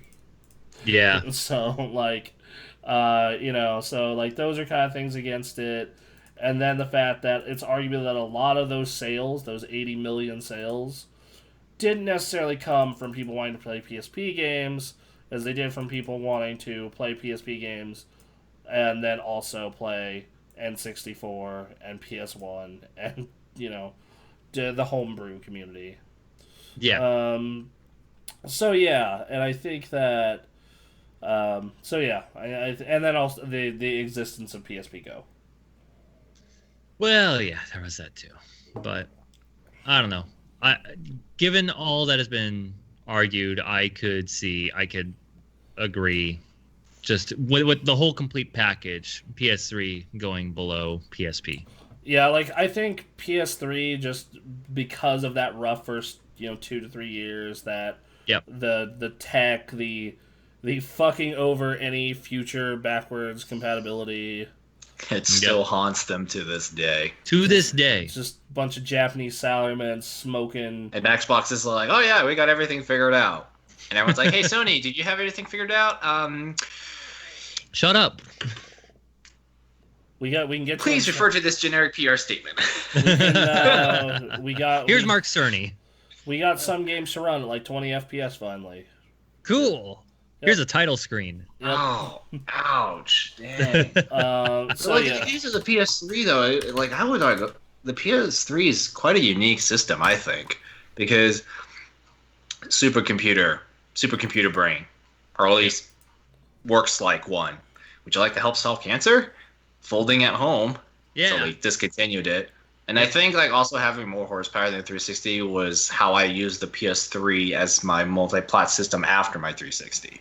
Right up until the PS4. So, fun fact about my PS3 is it's actually still in use fairly often because it's my like Netflix, Hulu living room box until I decide to make the 4K upgrade. Yeah. Sorry. PS4 is reliable. Oh, sorry, PS3 is reliable. Yeah, so rough first years, but at the end, 60s weren't exactly working perfectly. Yeah. Hey, that's something for it. All right, so PS3 is at the midway point. So obviously, look, I'm not even going to argue this. PSP is not above PS1 or 2. Nope. Nope. All right, so let's have the real fun discussion. What is better, PS1 or PS2? I don't think I have much to add to this because I've owned neither. Really? Wow. Like, I could talk about... Well, the thing was, I was a Nintendo and PC guy at the time. I just played Need for Speed and Mario and Pokemon, and that's it. Yep. I didn't play much else. Like, I could have bought a PlayStation, but I bought a GameCube. Right. Yep. Because Nintendo. Because Mario, and because my cousin had a GameCube, and I thought it was... And, me being 8 or 10 years old, Nintendo's the coolest thing in the world. Yep. But I haven't owned a PS1. I could talk about Impact, but I haven't personally. I didn't have the system at that time when they were still relevant. Sure. So. Yeah. So I think both of these are immensely impactful systems. I think that I love PS1, the foundation is set, but PS2 knocked it out of the park. And that's kind of how I feel. I think PlayStation, the original PlayStation changed the world. Like, video games were now being made not for teenagers. Like PS1 had a good story for how it was conceived. Yep. Public humiliation. Be very careful if you ever do that to somebody. Yep. They might come back with a complete vengeance, and next thing you know, you find yourself to be a niche player. Oh, that same survey I was talking about recognizable brands among millennials, Nintendo wasn't even on it. Wow. But PlayStation was top 5. So. Yep. Nintendo was probably like maybe top 20, but sure. To be fair, I do love my Xbox. Connecting with Gen Z. All right. Yeah, there you go. Look, we have to have a future in this. We got to play to the kids. We need to remain relevant. We're becoming old men here. Hey man, you joke, but like I legit have thought about going out and collecting original Xbox games because it is a rad system that is cheap to collect for. Yep. So I don't know, soon it might become like one of those like Atari 2600 specialties. Yeah. One day. It's I like that system, the Atari 2600. So it's such a simple little thing. The only way PS1 so Ethan says PS2 is backwards compatible. It made PS1 instantly obsolete. PS1 library adds the amazing titles on PS2. That is true. The tipping point for me is the fact that while PS1 did all this, the argument that you can make for PS1 is all those games were original and fresh and huge titles at the time. Final Fantasy VII, Resident Evil, Silent Hill, like all these franchises that started on the PlayStation. Gran Turismo, Tomb Raider. Metal Gear Solid. Made like licensed cars and racing games a big deal. Yeah, like you have all these games that like started on PS1. These franchises that we're playing sequels of even now. And then you have the fact that, like, it was first system to go over 100 million units. First system to really focus on the adult market. Sega marketed to teens. Nintendo marketed to families. Sony said, no, we're marketing to grown-ups. With money. Yeah. and all that came together to be, like... And it was a system focused on 3D. It was the first system to ever really do that and do it well. The problem, the reason I would still say PS2 though, is because PS2, while it was continuing on the back of PS1, it also was doing its own unique stuff in the fact that this was the first console to really do like, hey, multimedia. Hey, check it out. DVD player. It's a DVD player. Hey, check it out. Buy this. It's the cheapest DVD player. Hey, check it out. If you want to buy a hard drive for this thing to play Final Fantasy XI, go nuts. Got a modem. Hey, you want to buy a modem add-on so you can play EA Sports games, which were, by the way, for the first 2-3 years of online play being in them, exclusive to PS2. Wow. Online. It continued to, Ethan brings up, it continues to sell into PS3 and PS4's life. And then, didn't we joke back in the day about this? Because we were looking at PS2 sales numbers, and this was like early 2010s. Yep. We're still talking about the last PS2 game came out in 2014. Yeah. I mean, if you think about it, would you like to be in hell and attempt to develop on a PS3 when your PS2 development tools are already paid off? Yeah, part of that is because PS3 was what it was in the early years. Yeah, and then also like as much as like PS1 has an amazing library of stuff that was started on it. Yeah. But PS2 arguably has the best version of every single one of those franchises. Sure. Like Resident Evil 4 is the best Resident Evil. Metal Gear 3 is the best Metal Gear. Most people think San Andreas is the best Grand Theft Auto. Sure. Silent Hill 2 and 3, depending on what your preferences, are the best Silent Hills. Final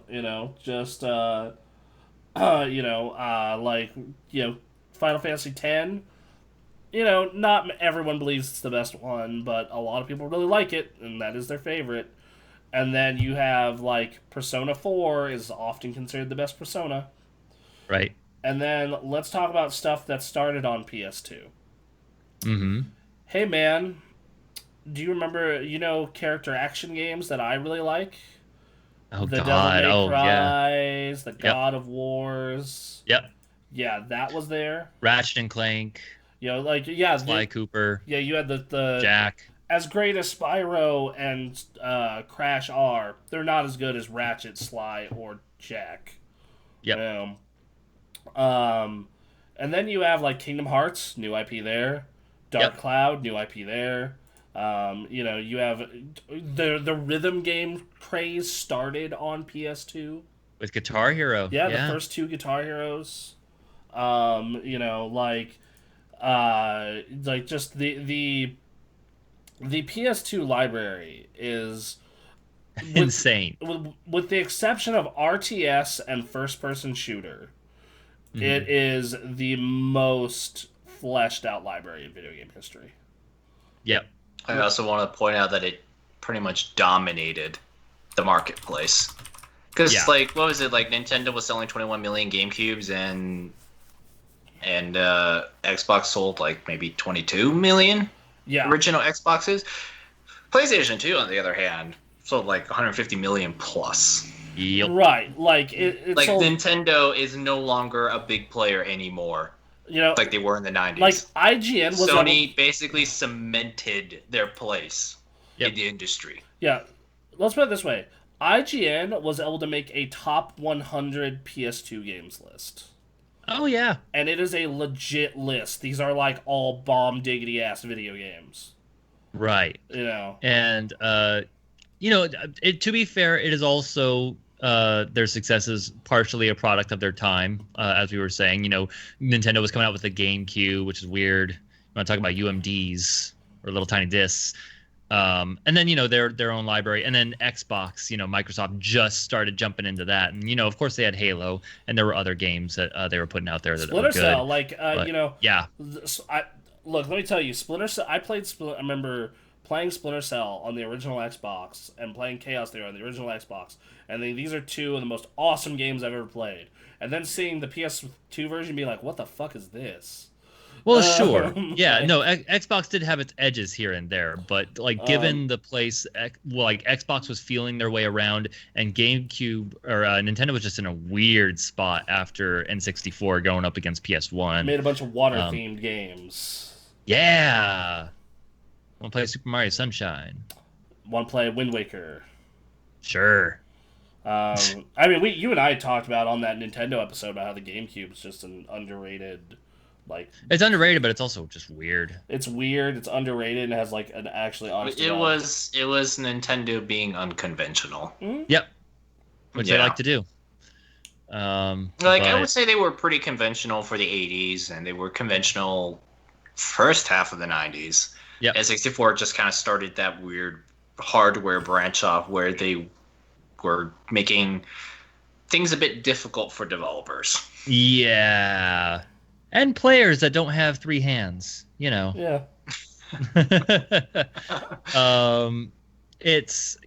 I think there's no comparing PS2 to, I mean, we're not having this conversation right now, but I don't think there's a comparing PS2 to any console. Yeah, like, I think that you could argue other consoles made bigger strides. I think you definitely argue the Super Nintendo against it. I definitely think... What? I said sure. I think that you could offer... You know, I think you could actually probably argue the Game Boy Advance against it, maybe. But, like... Okay, well, let's not get crazy. Well, no, but, like, yeah, like, overall, dude, no, the system is just...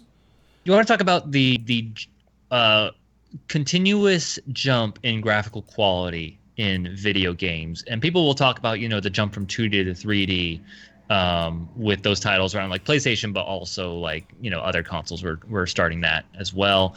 But the jump from PlayStation 1 to PlayStation 2 graphics were incrable. You went from triangle hands to real hands to actual hands. I mean, like, you went from a polygonal face with some sticker features onto it, sticker eye, sticker mouth, to an actually modeled face. Well, hold on. Let's show an example. Here is Metal Gear Solid 1. Oh, okay. Here we go. This is what Metal Gear Solid 1 looks like. Which, you know, Metal Gear Solid 1 for PlayStation was damn good. Mm-hmm. In just like the game itself was really good, but also like graphical quality for the PlayStation era, this is good. Yeah, like this is considered like the most cutting edge of cutting edge for the time. Yep. Okay. Well, for console. Okay. It is amazing for what it is. It is amazing. Yeah, like for console. Now we're gonna show you 3 years later, MGS2. Just 3 years later. 3 years later. Okay. Wow, that fast? Yep, it came out in 2001. So. Let's skip ahead a little bit. Oh, this is the HD version. Oh, see, this isn't... Shit. It's not too far off from this. I mean, yeah, but it's not that. But let's be... We gotta be truthful here. PS2. We aren't liars. Just because we're people on the internet. Alright, here we go. Yeah, here's the PS2 Here we are. cut. And we'll... see him do gameplay. Hold on. Cutscene. There we go. Let's go to gameplay. The cutscene's good, but, you know. Yeah, see... Look at that. Look at the marble floors. There's reflections. You can break bottles. That was a big deal at the E3 tech demos. Let's see. Ethan, physics? You can do physics and other things? Ethan says amazing still is. It's such a jump. Yes. Now, it's the biggest jump. I don't know, man, because, like, that HD jump as well, like, I think HD jump for me, the jump from... I'm just going to use N64 and GameCube because that's what I had at the time for my graphics jump. Going from N64 to GameCube probably didn't blow my mind away because I was still playing on a CRT TV. Oh, sure. Going to an Xbox 360 or PS3 with the higher definition TVs, that was incredible. Playing 1080i Oblivion for the first time. Well, first time you walk out of the prison, amazing. But I think like GameCube was like, it looked better, but because of the TV I was on at the time, it was more like an incremental. Sure. Well, I mean, let's do this. This is Halo 2 original Xbox gameplay. Yep. Okay. We'll see if we can get an actual like gunfight going on. Yeah, there we go. So yeah, this is what that looks like. Okay. All right. Yeah. And then we're gonna do Halo 3 now. Yeah. Halo 3. God damn it. Here we go. That'll work. First off, just the menu alone. The menu alone is bringing back memories.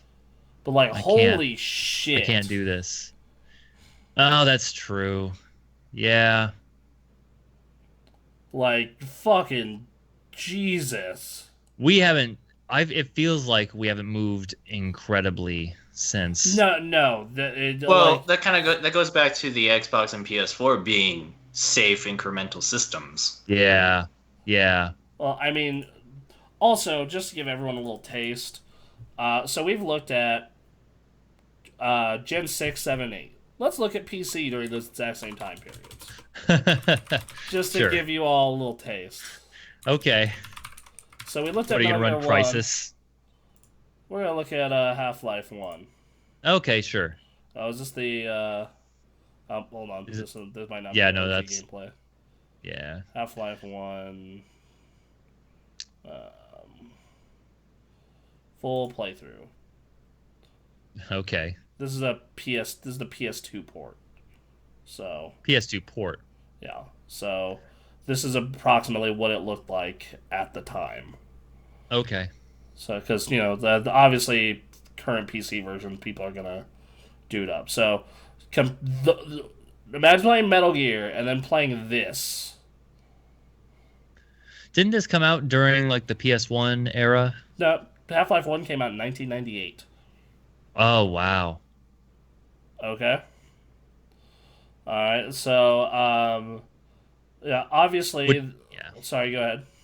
No, it's just funny, because, they had to port it to the PS2. Yeah, that's hilarious. Because there's no way PlayStation or anything's running this. Yeah, alright, so... Yeah, this was one of those games that required you to buy one of them 3D accelerator cards. What? Yep. The best comparison I've seen is Need for Speed in the late 90s. In fact, it looked like two different games. You had Need for Speed Porsche Unleashed on PC, which looked amazing, and then you had the same game on PS1 because the PS2 wasn't out yet. And it's like, why would I want to play the PS1 version? It doesn't look good. All right, now let's take that Halo 2 footage we just watched and compare it to Crysis. Oh, of course we're comparing it to Crysis. What else would you compare it to? I had such same a crappy year, mind you. Same months damn. apart. Literally like 2 months apart.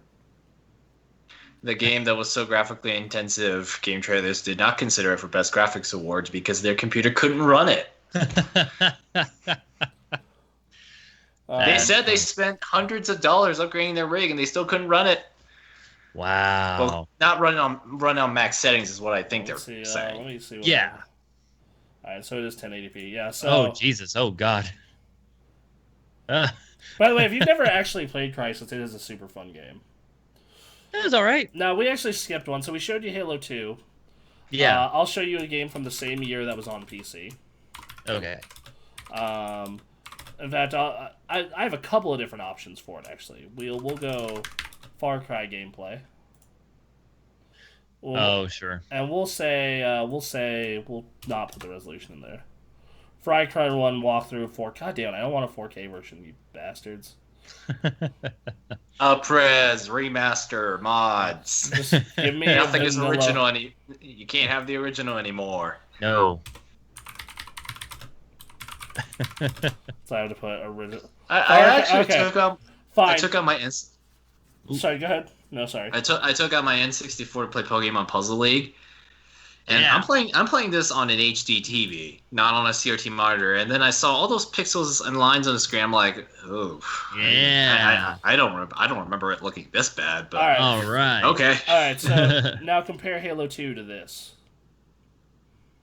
What is this? This is Far Cry 1? This is Far Cry 1. Came out 4 months prior. Okay.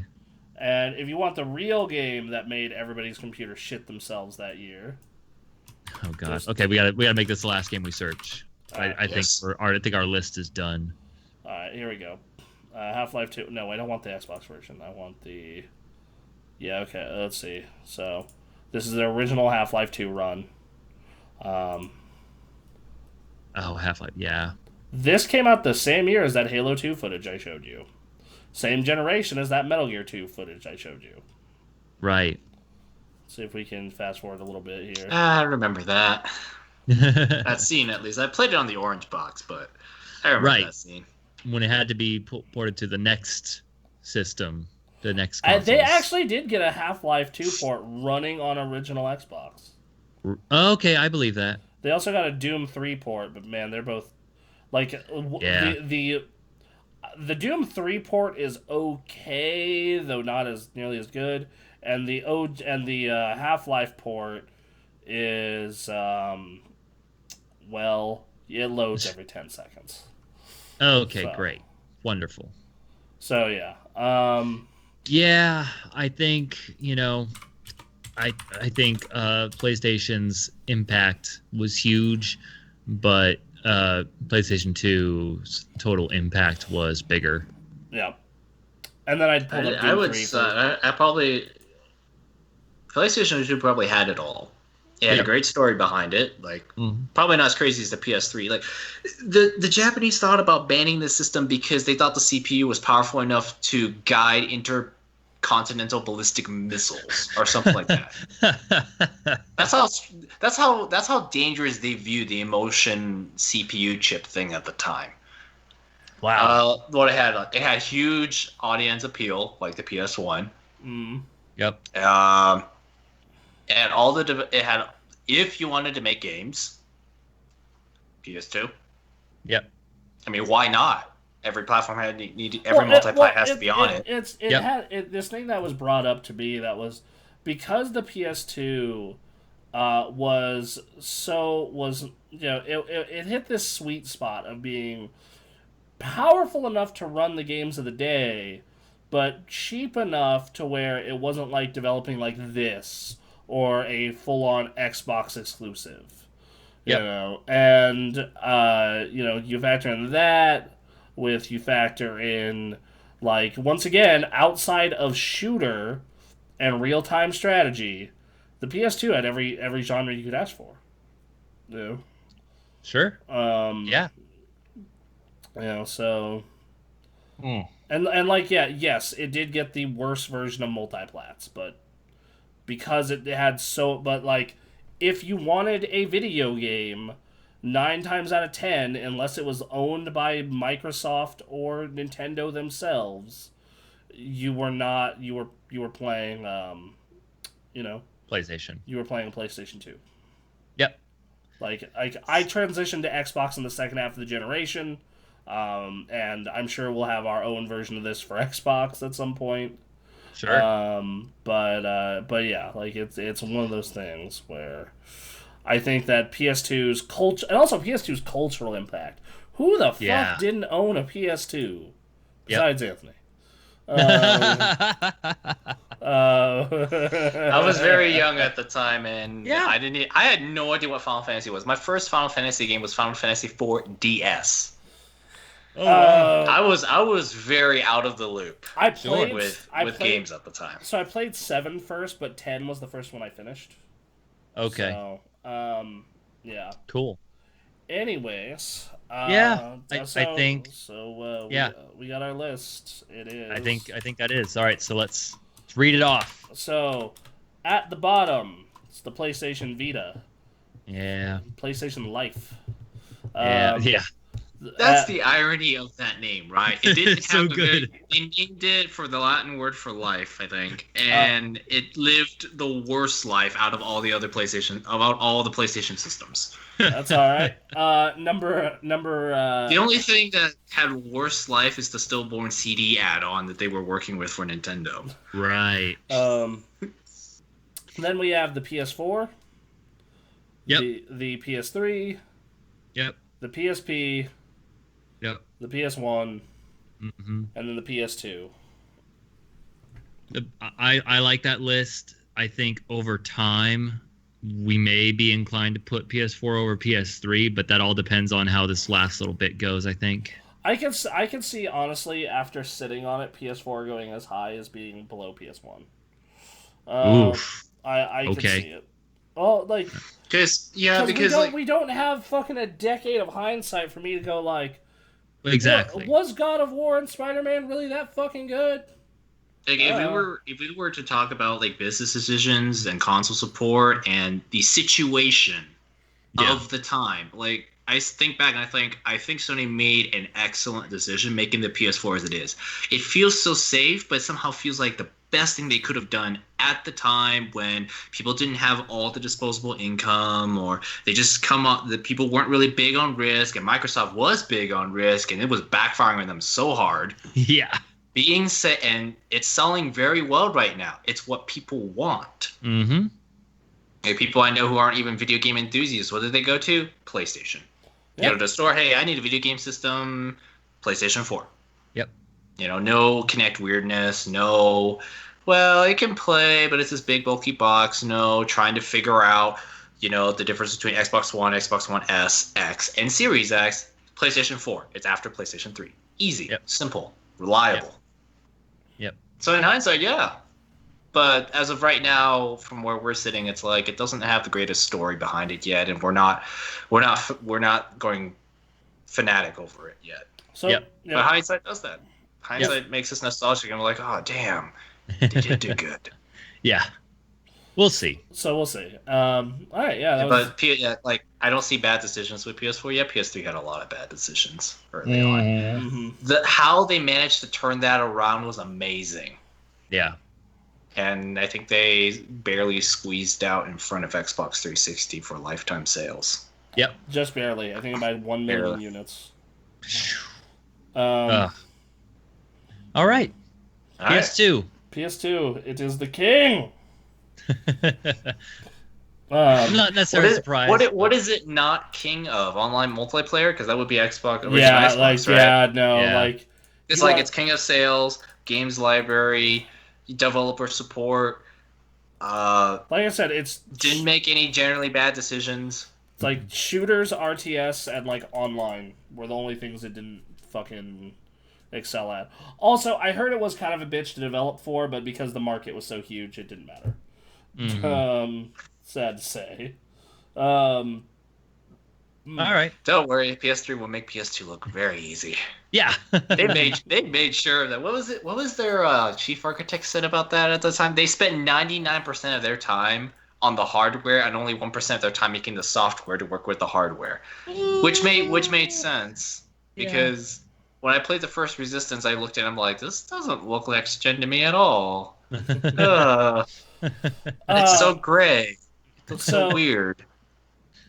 So, yes. Let's move into what we've been playing this week, if anything. Oh, we're going back to the normal. Yes. Yeah. This is how we used to start. Let's bring it back. Let's just not spend 3 hours in Pokemon. Yeah. Let's. Oh man, or get carried away. Bros and I, we like to get really carried away with tech talk. Oh sure. Yeah, you would have been good last week. All my parts came in, and I talked about what my build is. We talked about PC stuff. Someone came in, was asking for help building a PC, and we were like, "All right, let's go. PC part picker. Let's go. Let's do this." My advice to Bronson is don't be the Verge. Don't be the Verge. I tried being nice with that video because I'm like, it looks kind of off, but what they're saying so far, I guess is fine. But then halfway through, which is I think where they put the power supply, and I'm like, all right, this is shit. Yeah. This guy. I watched the supercut, by the way. Okay, I keep watching supercut. I agree. It's just like, oh my god, he's actually dumb. I don't want to like insult people that far, but when I got to that point of the video, I was like, no, oh my goodness. Oh god, yeah. Oh lord. So no, we didn't do that. I am certain the IT guy came in there and made some emergency fixes. Oh yeah. No. Sure. So it would boot for their toaster benchmark or something. All right. All right. So what have you been playing? Well, Aaron, why don't you start? Why don't I start? Mm-hmm. Let's see. What did I play Monday? While Aaron talks, I'll be right back. Yeah. Go for it. Just don't turn off the camera. All right. Cool. Let's see. What did I play Monday? I remember playing Burnout Paradise. Okay. And that might have been all I played. I might have tried booting up something else, but that's what I remember playing on Monday was a lot of Burnout Paradise. And hey, guess what? That game's still good. Yeah, no, I actually did a run of that game when the remaster hit Xbox One, and I went hard on it. That game is still great. Yep. If you've never played Burnout Paradise, you can get legit new copies of it, the remaster, for like $5. Please go do it. It's so good. It's the skate games and Burnout, and there are various other games that do this, but it is my favorite kind of video game, which is an open world where all the fun is just moving around in it. Spider-Man is like this too. I'm surprised you have not fucking gone bananas on the new Spider-Man. The swinging is not quite what I was hoping for. I think it's good, but yeah, I do really like that Spider-Man game. Okay. I think it was because I was trying to get through the story, and they just kept introducing all these different side quests, and it's like, Harry Osborn's like, can you help get this fucking pollution under control, my dad? And it's like, okay, all right. Let me tell you, the only side quests that are worth doing after they make you do the tutorial ones are the backpacks. And the backpacks are hilarious. They build out the world. They're awesome. Yeah. And then some side quests have kind of okay stories, like the ones where you but for the most part, just open up the map. Do your Assassin's Creed towers. Yep. And then other than that, I would say do the backpacks, and then the rest only do at your leisure. Right. I 100%ed that game just because of how much I liked zipping around and fighting. Sure. I'm fighting's all right. I've never been big into Spider-Man's fighting style, just the way it plays. It's never been big for me, but obviously swinging is a lot of fun. So I mean, this game's combat is basically Batman with more gadgets. Yeah, I think it's the more gadgets. It's like but it's such a fuck pigeon, says Ethan. The pigeon stuff. But no, I legit love you lay out the web trap, they get stuck to the ground, you throw the web bomb at them, and you can just stick them smack them into the wall, and they're stuck there. Yeah, no, it's great stuff. And I honestly, talking about it makes me want to boot it up again for tomorrow's stream, to check it out again. Yeah, and my brother, who joins us on Pirate Night, Paraquill, is huge on Spider-Man. He talks about Spider-Man all the time, and so it's always in my head. I'm thinking about it in one way or the other. But, he needs to bring up Spider-Man on Pirate Night, because I would love to talk Spider-Man. Dude, I'm afraid to. I don't think he would stop. Yeah, like I mean, I could talk Spider-Man most of the night. we probably would end up doing that. But so I played Burnout Paradise last week, and that game is still fantastic. Let's see what else. I booted up Forza Horizon 4 for the first time. Okay. Last week. You finally got around to that. How do you feel about it? So I'm still in the beginning stages of it, and it's obviously a little bit more of a sim driver compared to Burnout Paradise, Well, yes, everything is compared more to sim. Burnout Paradise. Kind of everything is. A bit more sim, but still arcadey, so it's not intimidating or scary. I mean, It would make sense. I mean, you're flying through the English countryside at 100 miles an hour in a Lamborghini in a field. Yeah. Hitting a rock somehow. So, right. Yeah, of course it needs to be arcadey enough to do that. Yeah. I'm going around checking out all the cobblestone walls. Oh man, the cobblestone walls. That blew me away. I just go sideways a little bit too much, a little too fast, and I just took out someone's front yard stone wall, and I'm like, it's all right, mate. It'll be all right. It's okay.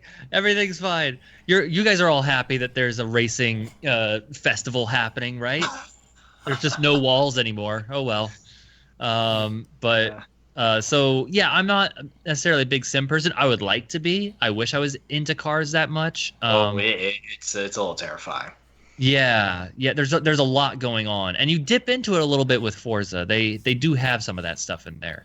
So, but I've been playing it, and as a way to test out my PC, and I've just been playing on max, with max FPS and everything, and it's been great. Turn that VSync off.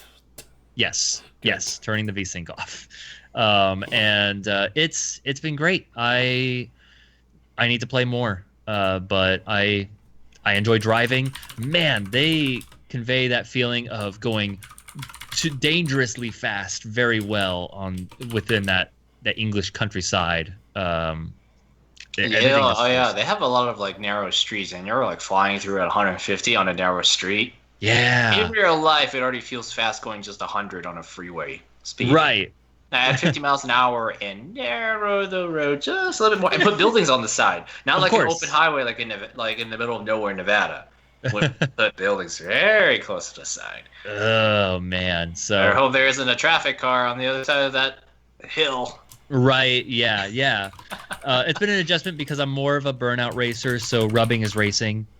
So when I go into Forza and I'm like bumping into cars and I'm like losing my speed, it's like, wait, why is this happening? You're being that racer jerk on like in online games where you just ram people off the road. In Burnout, that is encouraged. Yes, exactly. That's everywhere else, that's a no-no. Oh yeah, you don't want to do that. That's not okay. Yeah, so it's a learning adjustment for sure. But yeah, I really enjoyed it. And so I'll probably check that out, here and there when I get a chance. Let's see. We checked out some Sea of Thieves on Thursday. They had a new update regarding factions. So what you do is you purchase a flag for a reputation for a group, and then you earn a little bonus reputation when you go do their missions, as long as you're flying that flag while you do it. Oh, does that mean we're not going to be during Pirate Night? We're no longer going to be the rainbow flag? I'm afraid, yeah, we don't get any rep for flying the rainbow flag. But the name of our ship is the Butt Pirate. It can still be the Butt Pirate. It's just going to have a flag on it. God damn it. Well, send an email to them to make some rainbow sails, and we'll be good. All right, fine. So actually, yeah, that I would pay for those for our ship. Yeah, absolutely. I think that would be fun. But yeah, we got our asses kicked. One interesting strategy was used on us that I intend to think about in future playthroughs is someone on the enemy ship had an explosive barrel, and what they did is they pulled up to the side of us, threw it onto the deck of our ship, and then shot it, and all of us died. Wow. It was a pretty. There was no fight. They didn't have to board us. They didn't have to do anything. They didn't even fire a cannon. They just they picked up a barrel somewhere. They like threw it. I don't know if they were if they had it at the top or something like that, but they just threw it from the top, blasted it. We were all dead. It was over. So something to keep in mind. Like next time we go, first island we do. If we find an explosive barrel that has not been exploded, take it back to the ship, and we can use that. Damn. So, yeah, that's almost identical to the strategy I like, which is roll up on dude with firebomb, set their ship on fire. Yep. And then like if you can, for an extra bonus, sneak on board to keep lighting it on fire so they don't know why it keeps getting lit on fire. If you can do that, like, I mean, so like that's, yeah.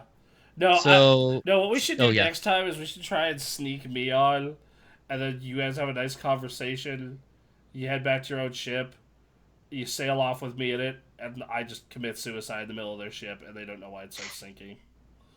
If you can sneak, like, all more power to you.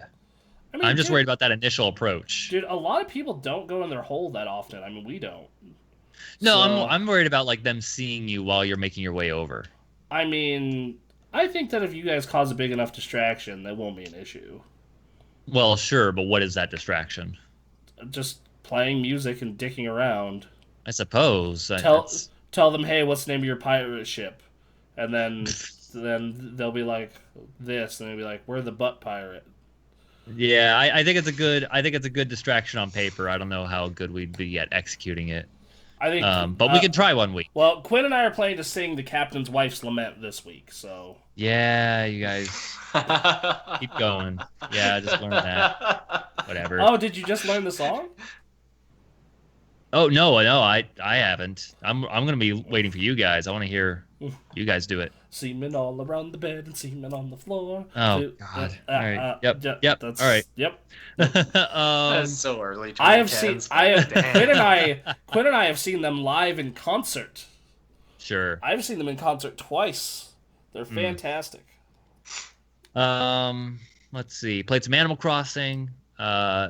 When you don't have time to play too much Animal Crossing, it's hard to get a lot of progress. By the way, Ethan says Forza Horizon is one of my top 3 games on Xbox One X, and Quinn says best concert I've been to.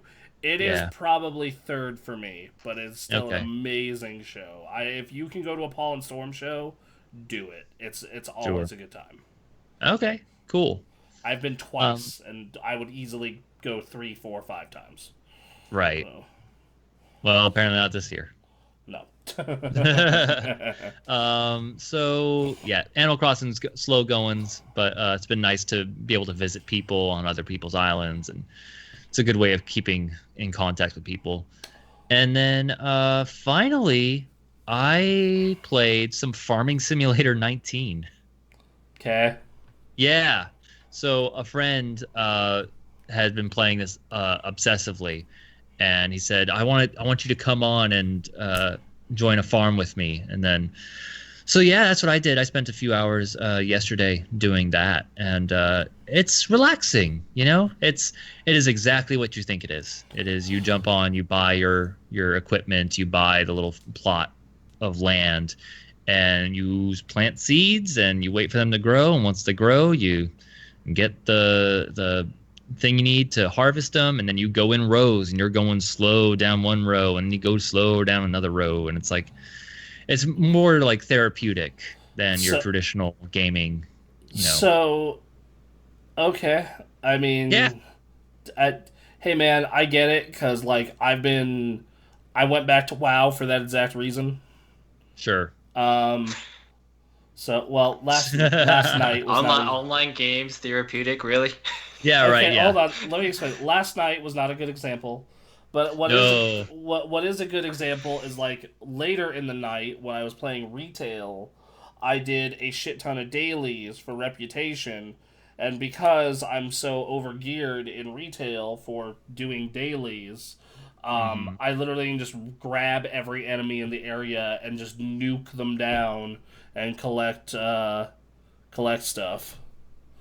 Like Anthony and his truck sims. Well, right now it's Anthony as plane sims. Yep. Yeah, I haven't played Euro Truck Simulator 2 in a very, very long time now. Sure, I I've did been a wanting to. lot. I did a Yeah. lot at first, and even then, like, simulators for me are almost kind of like fun little sandboxes where you can do dumb stuff you just don't even want to think about doing in real life. In Euro Truck Simulator 2, it was me like, all right, I got a 24-ton load. Yep. Not sure if it's in metric or imperial units, and I'm gonna fly down this German highway at 95 miles an hour because, goddamn it, these cars need to be delivered now. Because America.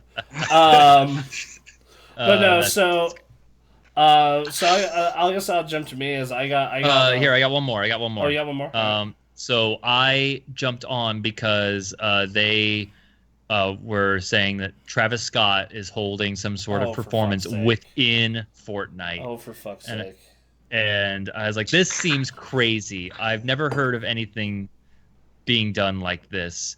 So I downloaded Fortnite on my PC for the first time, and I entered in to witness the last showing. And it was interesting. It didn't last as long as I had hoped, but also, the resources to make the kind of thing that they were trying to make, I understand. But it was really cool. What you entered into a lobby specifically for this concert, and then you were it was Battle Royale. They had the circle going smaller, but it just kept respawning. And then the circle, got to a certain size for the concert and then just left it there. And so you could just keep fighting if you wanted to. It was team-based, so it wasn't like 1 versus 99 or anything. It was That'd be funny. like 50. It'd be funny, yeah. They for our lobby, it was shrunk to about 16 versus 16, so there was a total of 32 people in this circle. And everyone was just like building their ramp to watch this concert. And so they stopped, and after a while, we just watched. And yeah, a moon came in from space and arrived just out of reach, like a Zelda moon, Majora's Mask moon, like just kind of hovering there.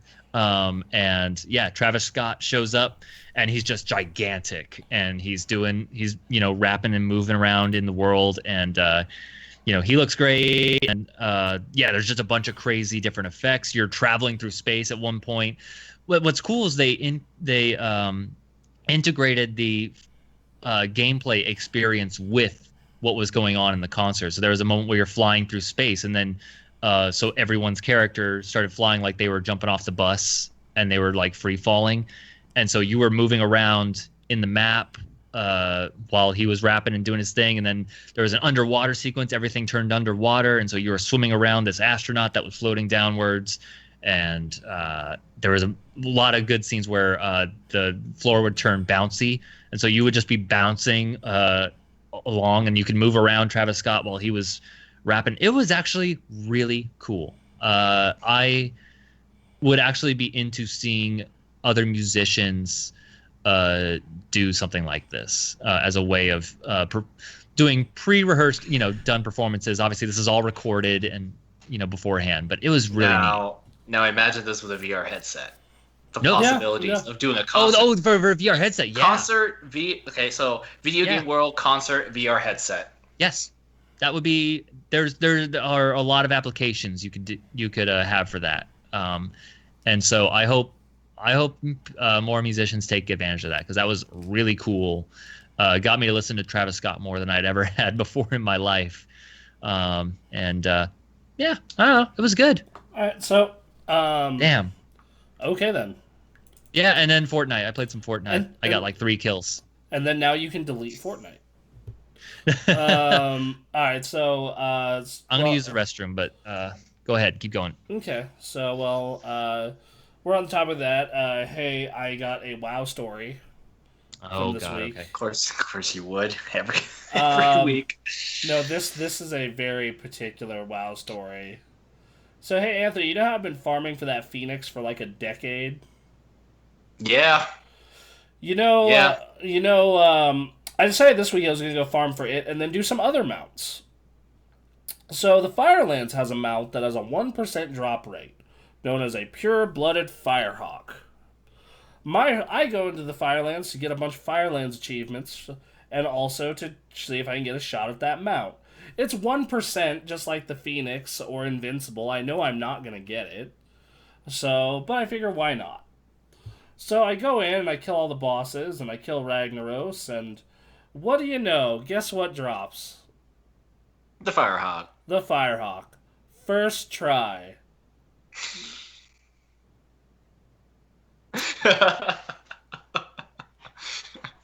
The fuck.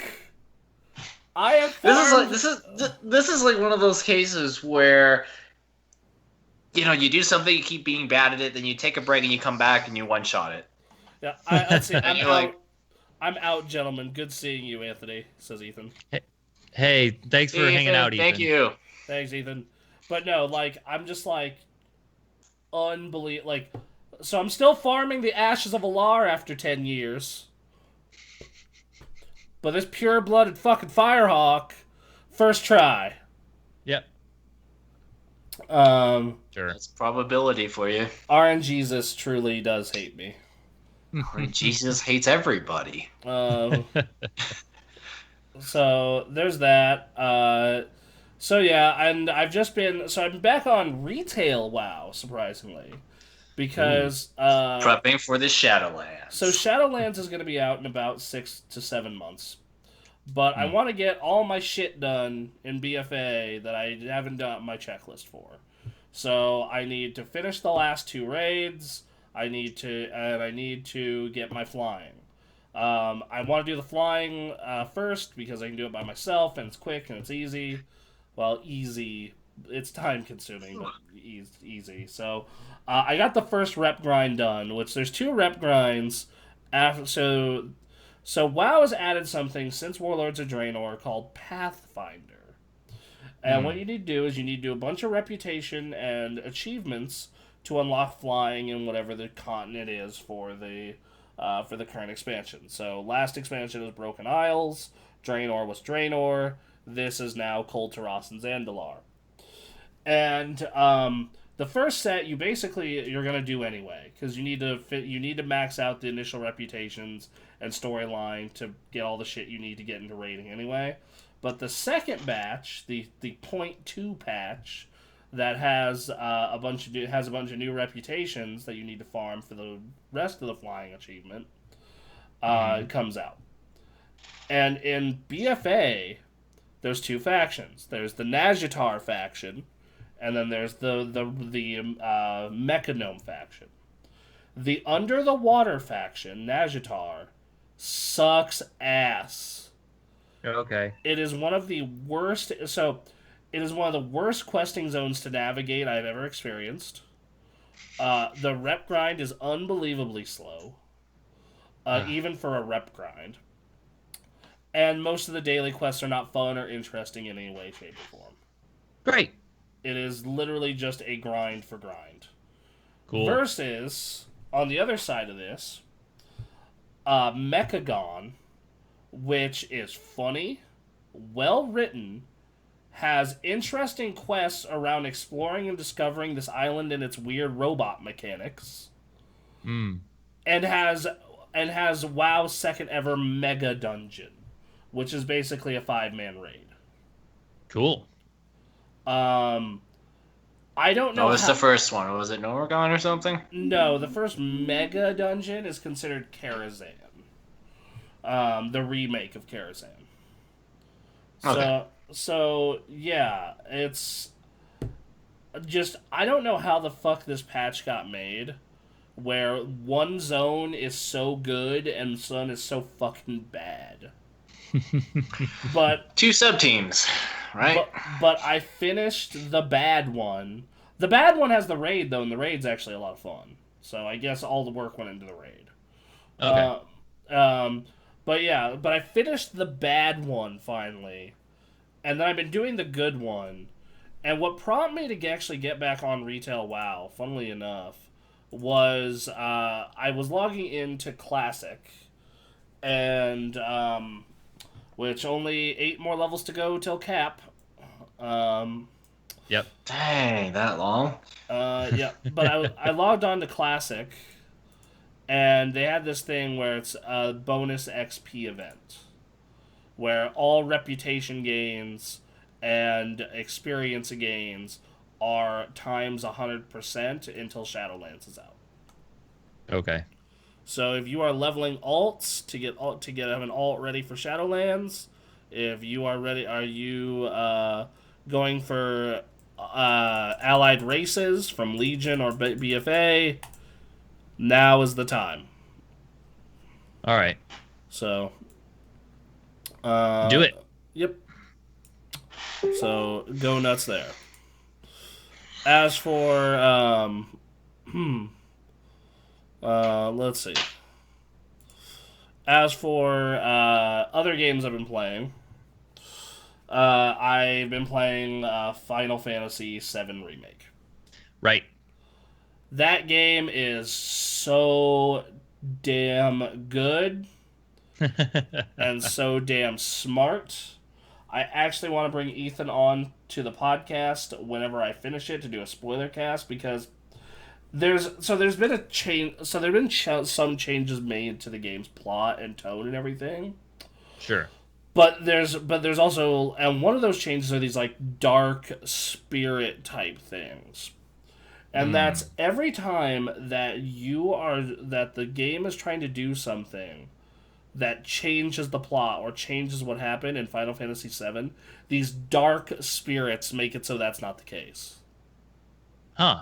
They look like Dementors from Harry Potter. Like a horde of Dementors shows up and like makes it so like whatever happens in the original Final Fantasy VII happens in this remake. What? Okay. Yeah, okay, so let me explain. Like an example.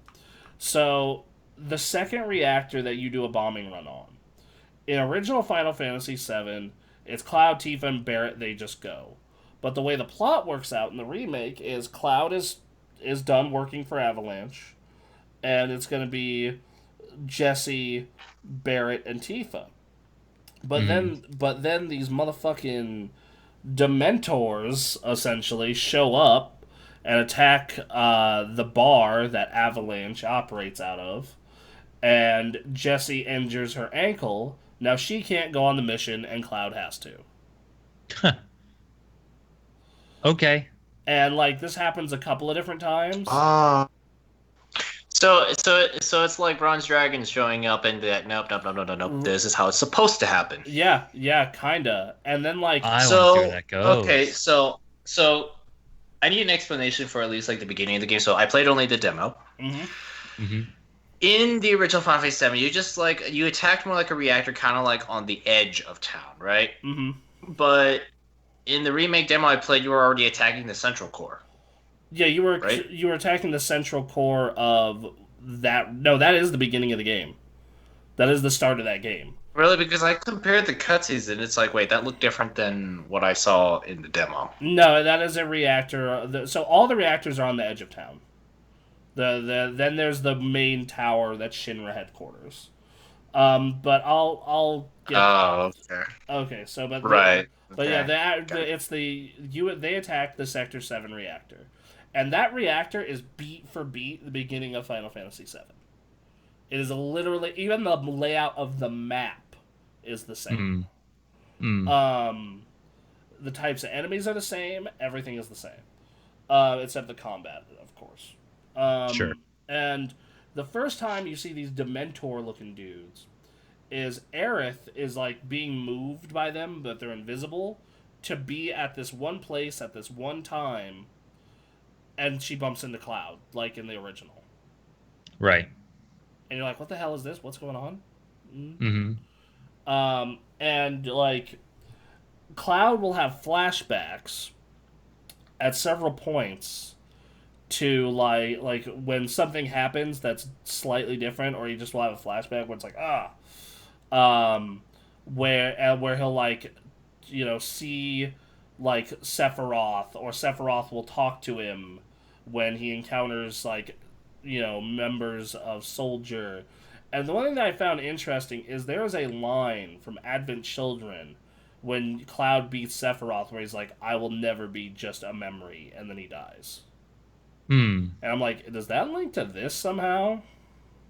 All right, guys, time to make a theory. Yeah. So, like, is this pulling like a like Anthony said, a bronze dragon type thing where like, is this just a different timeline and they're trying to keep it ordered?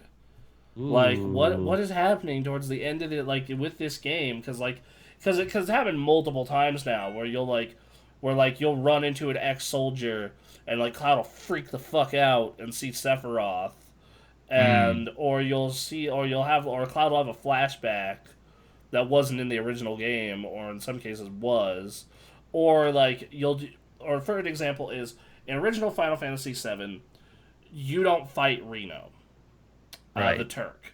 You just run away and push barrels down on him and his crew, and you escape out the roof.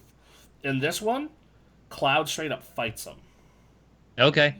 And then the Dementors, as I'm going to call them, show up and are like, no, you need to run, and they whisk you into the next room, and then you do that barrel scene.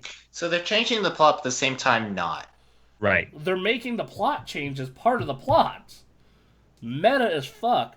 Also, someone just pointed this out to me last night. At the beginning of the chapter with Aerith, if instead of just going with Aerith, you instead try to leave through the church's front door, Cloud flashes white, and you hear a voice that says, "Hey, bud, stay a while. We got all the time in the world."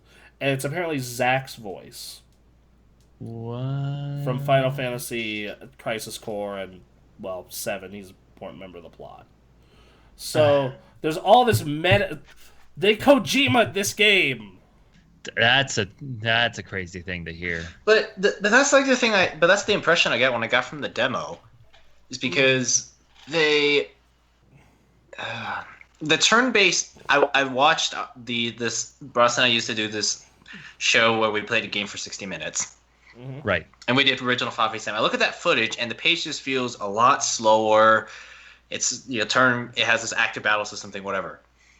In the new game, they're trying to make it one incredibly gorgeous interactive movie. Mm-hmm. And you have to, like, change so much to accommodate that. And it's like, I'm like, did they just call up, like, the Metal Gear cinematics team to make this stuff? Because this stuff looks amazing. Quite different from the original, but it's this big action, crazy choreography thing going on. So, other than the plot stuff, that's just the first blowing up of the first reactor. Other than the plot stuff as well, the combat's still great. I think it can be a little bit of a clusterfuck in like spread out fights, but during the focused fights where it's like a 1-on-1 or a 2v2, it is the most fun. Like the boss fight against Reno, awesome. The boss fight against Rude, great. Same with the boss fight against Roach. Once again, boom. All the 1-on-1 or 2-on-2 or 2-on-1 fights are great. It's the problem is when it's like giant robot boss against 3 people and they spawn in ads. It's just kind of a clusterfuck. Sure. But yeah, combat's super fun. You definitely notice some like technical issues, like texture pop in a lot of the time. I've noticed, and like there are some things that the game could be a little better about, but generally is. I've been enjoying it. It's way better than I thought it was going to be. That's for damn sure. Sure. I'm halfway through. I'll let you guys know when I finish it. We'll do a spoiler cast. Halfway through of episode 1. Yeah, they actually say that on the front of the box. Or the back of the box. Like, hold on. Let me grab it. Alright, so. The back of the box says, the story of this first standalone game in the Final Fantasy VII Remake project covers up the party's escape from Midgar and goes deeper into events occurring in the city than the original Final Fantasy VII. Yep. So they just gonna say episode 2, episode 3 with the future releases? Maybe. I don't know. I hope they don't complicate the title too much. I wonder how they're gonna do the covers also. Because this is like straight up. Well, I know they'll keep the logo. Oh, of course. They'll probably just change. They'll probably change it to whatever like most important setting it is. Also, I'm very curious how the hell you're gonna play that game when you get to the point of where you don't have Cloud in your party. But that's also another interesting thing. Well, you can swap to other team members, right? Right, but like you're never out in the open world as another team member. At least so far, anyway. Well, I mean, I'm sure they're capable of it. Yeah, I'm sure. Anyway, so there's been that. That's kind of been it. You know, Anthony. Cool. Hey, what you been playing? What have I been playing? Only thing I could think of that's worth talking is Animal Crossing. Mm-hmm. Yeah. I haven't bought a new game since Animal Crossing. I mean, it's a good game to stay on, to be fair. Yeah. Yeah, I'm just not big on it. Although I'm enjoying this one more than I did with New Leaf. Sure. Because New Leaf, I'm picking up the same seashells all over again. It's only good for 20 minutes at a time, and I got bored very fast. I don't know about this one, but this one, New Horizons. Yeah. Mm-hmm.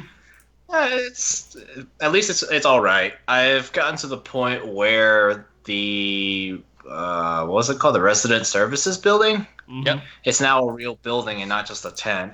Good. Mm-hmm. I absolutely love what they did with Tom Nook. He's a middle-aged investor, schemer, deserted island vacation package scammer guy.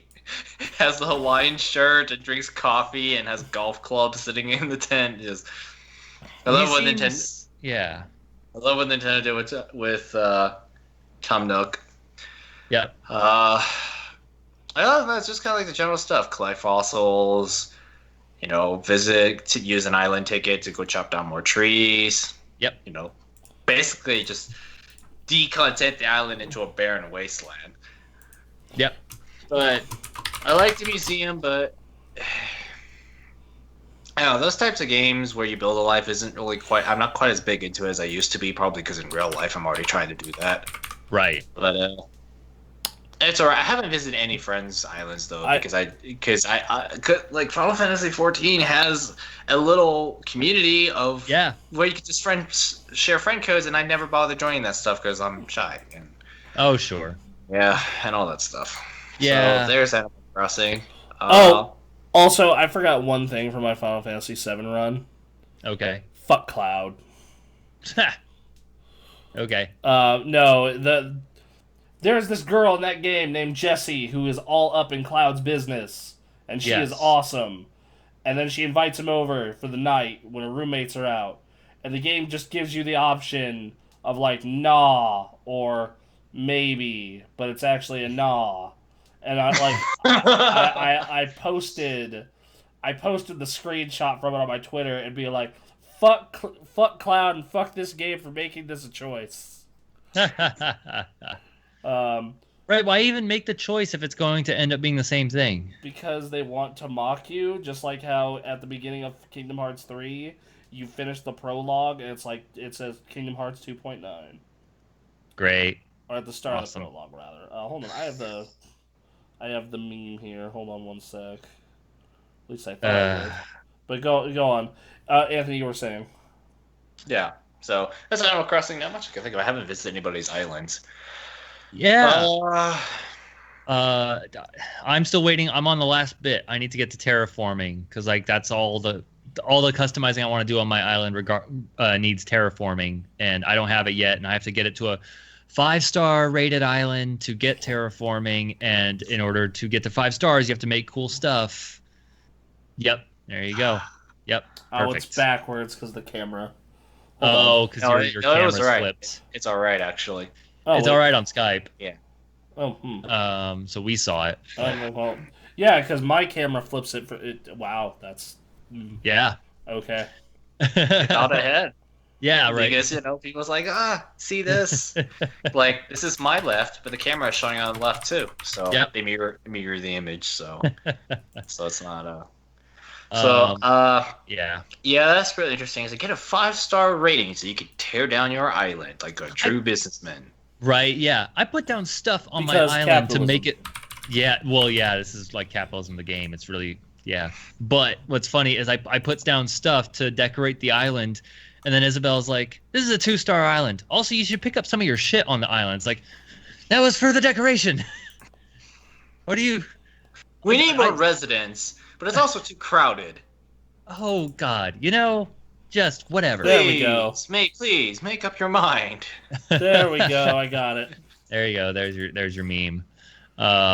Yeah. So I'm waiting on that, but just a matter of getting money and then buying a bunch of dumb stuff, which has been great. I got all of their all the Power Rangers Zap Zoot outfits all assembled. Now I can turn those into outfits. Yeah, those Animal Crossing and Stardew Valley, those types of games where you just kind of have humble roots and just build up from there. Yep. I'm not into those types of games anymore because real life is that grind now. It is, exactly. And it killed that genre for me quite a lot. Like, yes, I could live the fantasy where everything goes all the time, but then I feel like, well, real life doesn't work like that, and I want to, build my real life, not this game thing. So, like, for me, video games has now become this fun sandbox of crap I can't do in the real world, for example. Right. So, for example, I've been playing more simulators. I play BMG Drive. I can't crash cars all the time in real life because that's expensive and unsafe. For example, you can't be a giant hassle. For example, you can't be a high schooler that goes and fights against people's dark desires in the metaverse. Exactly. Right. Yeah. So to me, that's what video games is. Like in BeamNG.Drive, it's a sandbox simulation with actual soft body crash physics. So I've just been crashing cars into each other the whole time. Whereas in real life, I would be in the hospital multiple times and have to deal with the hassle of cleaning up the mess every time. Not to mention in the game, I could just push a button to reset that. By the way, reset the car. if we did not have news stories to quote and highlight this week, I would totally just leave that up for the rest of the stream. I mean, I don't know, why not? You know. pick a game meme of the week and just throw it up there. Oh god. No, it's so disappointing when it happens. I had literally Cart Bale, who watches our stream on Sundays when he's up early enough, or up late enough because he's in fucking Denmark, I believe it is. Okay. Commented on hashtag Team Jesse. I've had multiple people respond to this tweet in just the best way. Sure. No, so yeah.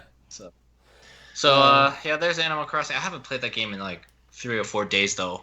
I don't know what's gonna happen when I come back, because one of my favorite things in a New Leaf is if you were gone for a long time. Oh man! Your secretary is like, "You've been gone for a long time. Where have you been?" I hope everything's okay. I don't know what they're gonna do in New Horizons, so we'll see about that. Yeah, I'm curious. So I bought that game. I pre-ordered it digitally, and because of all the other new releases, Neo, Persona, Doom, Final Fantasy, I've literally still not started it. Because I finished Doom to review it for the channel. Yep. And then I was just like, shit, Final Fantasy's out soon, and Persona's out. And I booted up. I did the beginning of Persona just to give an impressions on the podcast and for the stream. And then now I'm so deep in Final Fantasy, I'm just like, fuck, I have no idea. And I literally have Neo just sitting there being like, you should try me. And I'm like, I'll get to you eventually. Kind of goes back to that. In our adult lives, we can't cover every single big game the whole year. Well, it's hard. Well, what I used to do back then, and kind of what I'm doing now, is I'll play you for an hour, and then if you catch me, I'll keep going. Right. What I have found as I get older, you really gotta catch me. Yep. Resident Evil 2, I played about 2.5 hours, and I was like, all right, I'm good. I know what the rest of this is. Right. You know, Neo, I have a feeling is going to be the same way. But Final Fantasy has gotten me just... Oh, dude, it's so good. Sure. Yeah. No, that game is good. I'll probably buy that game once it's on sale or something, dude, because I don't have the nostalgia. I didn't own a PS1 and I didn't play Final Fantasy VII the original, so I don't have the hyped up nostalgia that everyone in that crowd had when they announced the game, or what everyone on my Final Fantasy XIV guild is saying. The thing is, though, is and I'm just I get how it's good, but it's not a childhood memory of mine. For me, it's only slightly, and I've come on this podcast several times and been like, this game is fucking overrated as hell. I think it's good, but I think Final Fantasy VII is great. But, I have definitely gotten people, and I've streamed it, but I've also been, a person who said, I think 6 is better. I think 9 is better, and I think 10 is better. So, But 7 was the big one. Yeah, 7 is the culturally important one. You want to talk about that jump from Final Fantasy VI to a PlayStation 3D graphics? And CD-ROM. Man, yeah. I don't care. That opera scene from 6 is as good as anything from Final Fantasy VII. Sure. Don't ask. But again, like 7 was the big one. Yeah. So. Yes.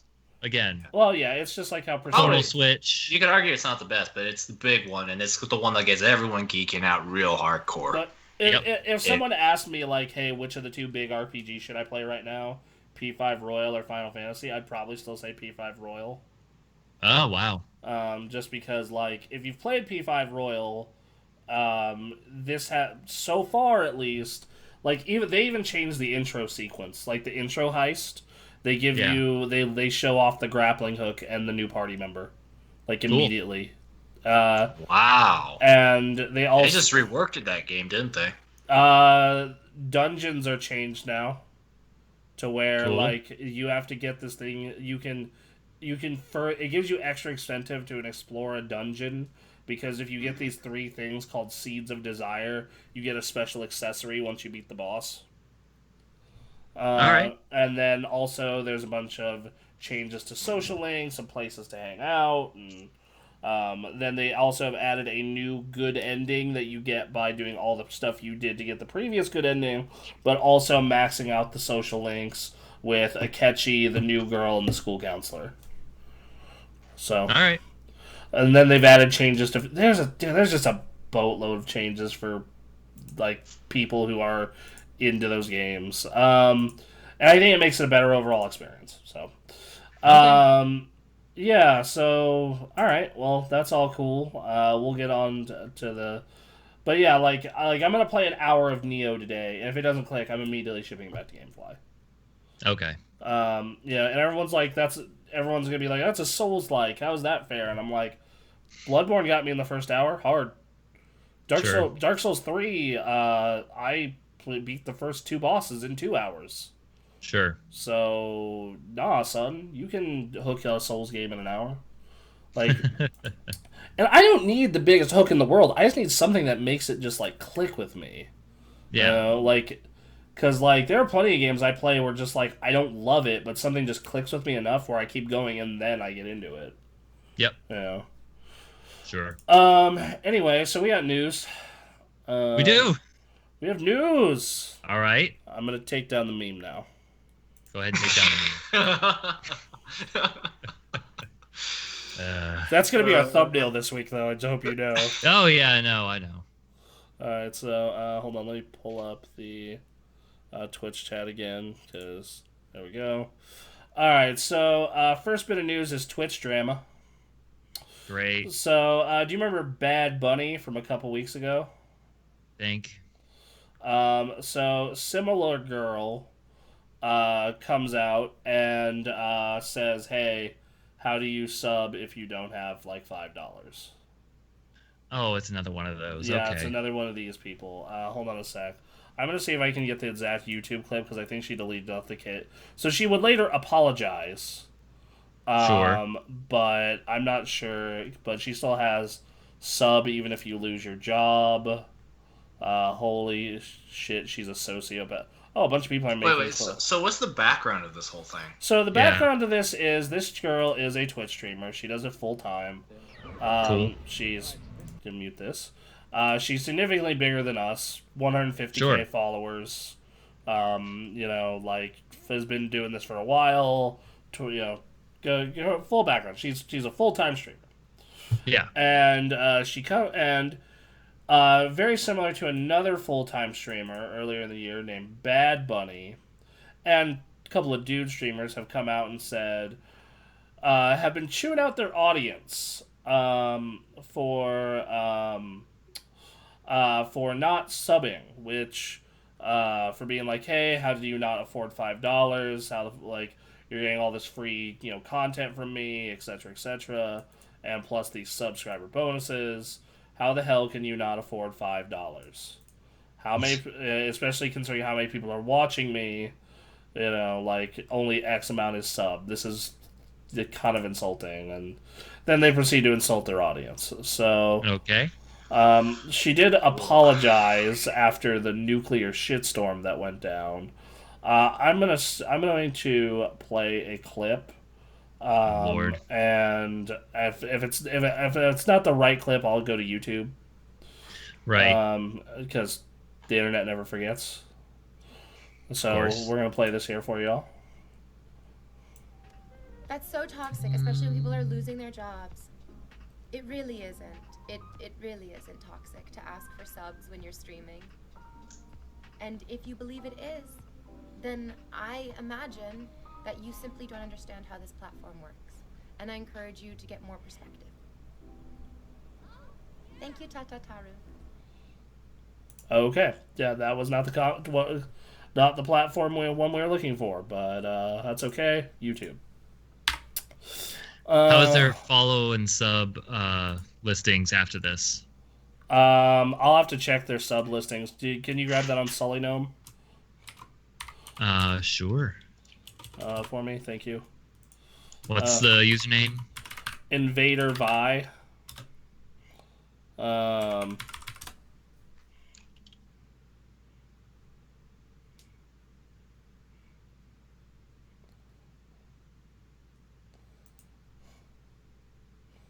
Hold on. Let's see here. Vi as in VIE. Yep. And then when did this happen? Like a week ago? Like a week ago. Okay. Hold on a sec. $20 is you can get a. Not asking you for that's really the thing. Because I'm not asking you for I'm going to assume it happened during the biggest spike.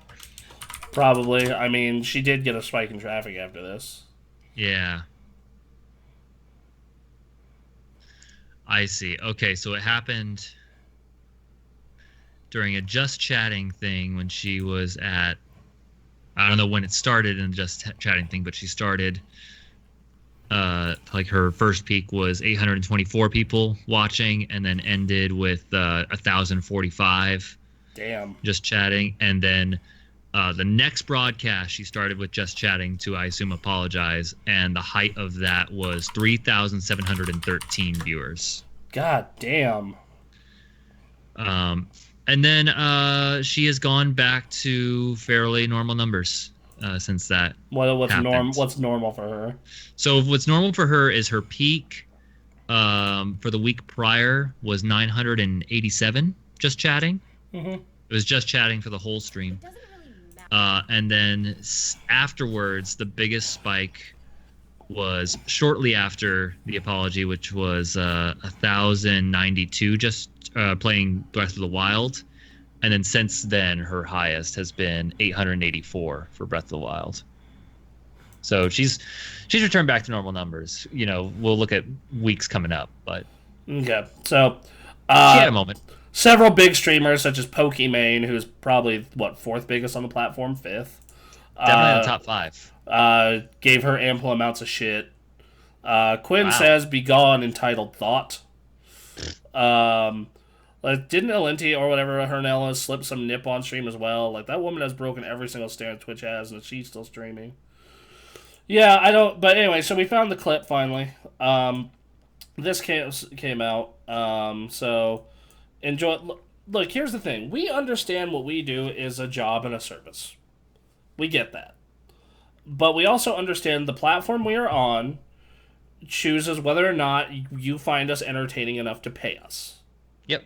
We understand that. We know there's not AdSense, and not AdSense until you're a partner, and even then, we probably wouldn't run ads that much anyway because we think they're gross. Yeah. In fact, my honest opinion on ads is you do a pre-roll ad and you do an end ad. Sure. You know, unless you have some kind of baked-in sponsorship.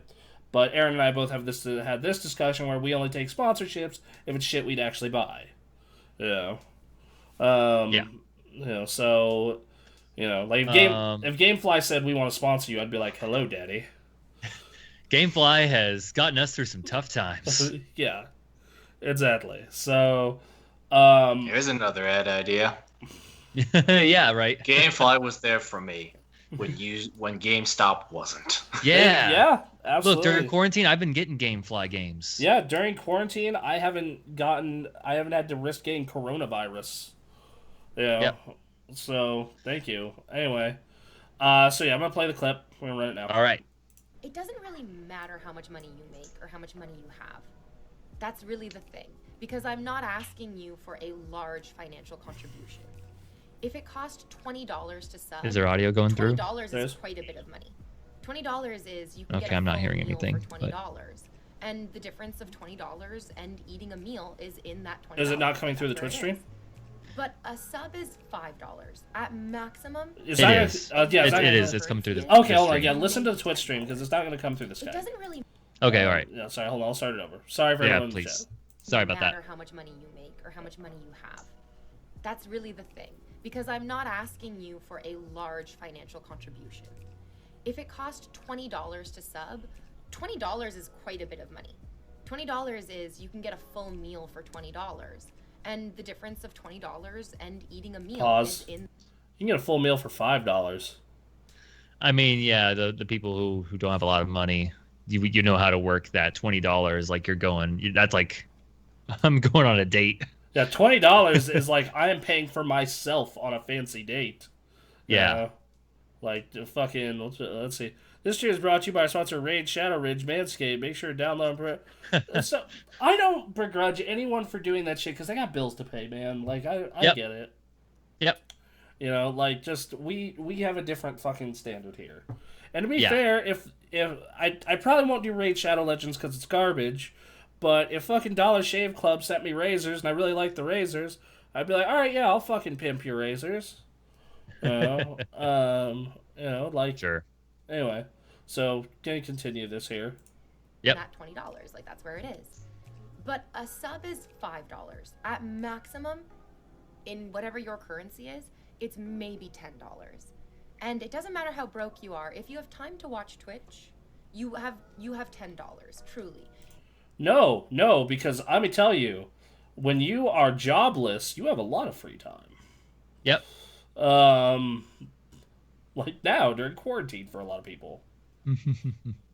If you don't have $10, you probably don't have time to watch Twitch because you should be working.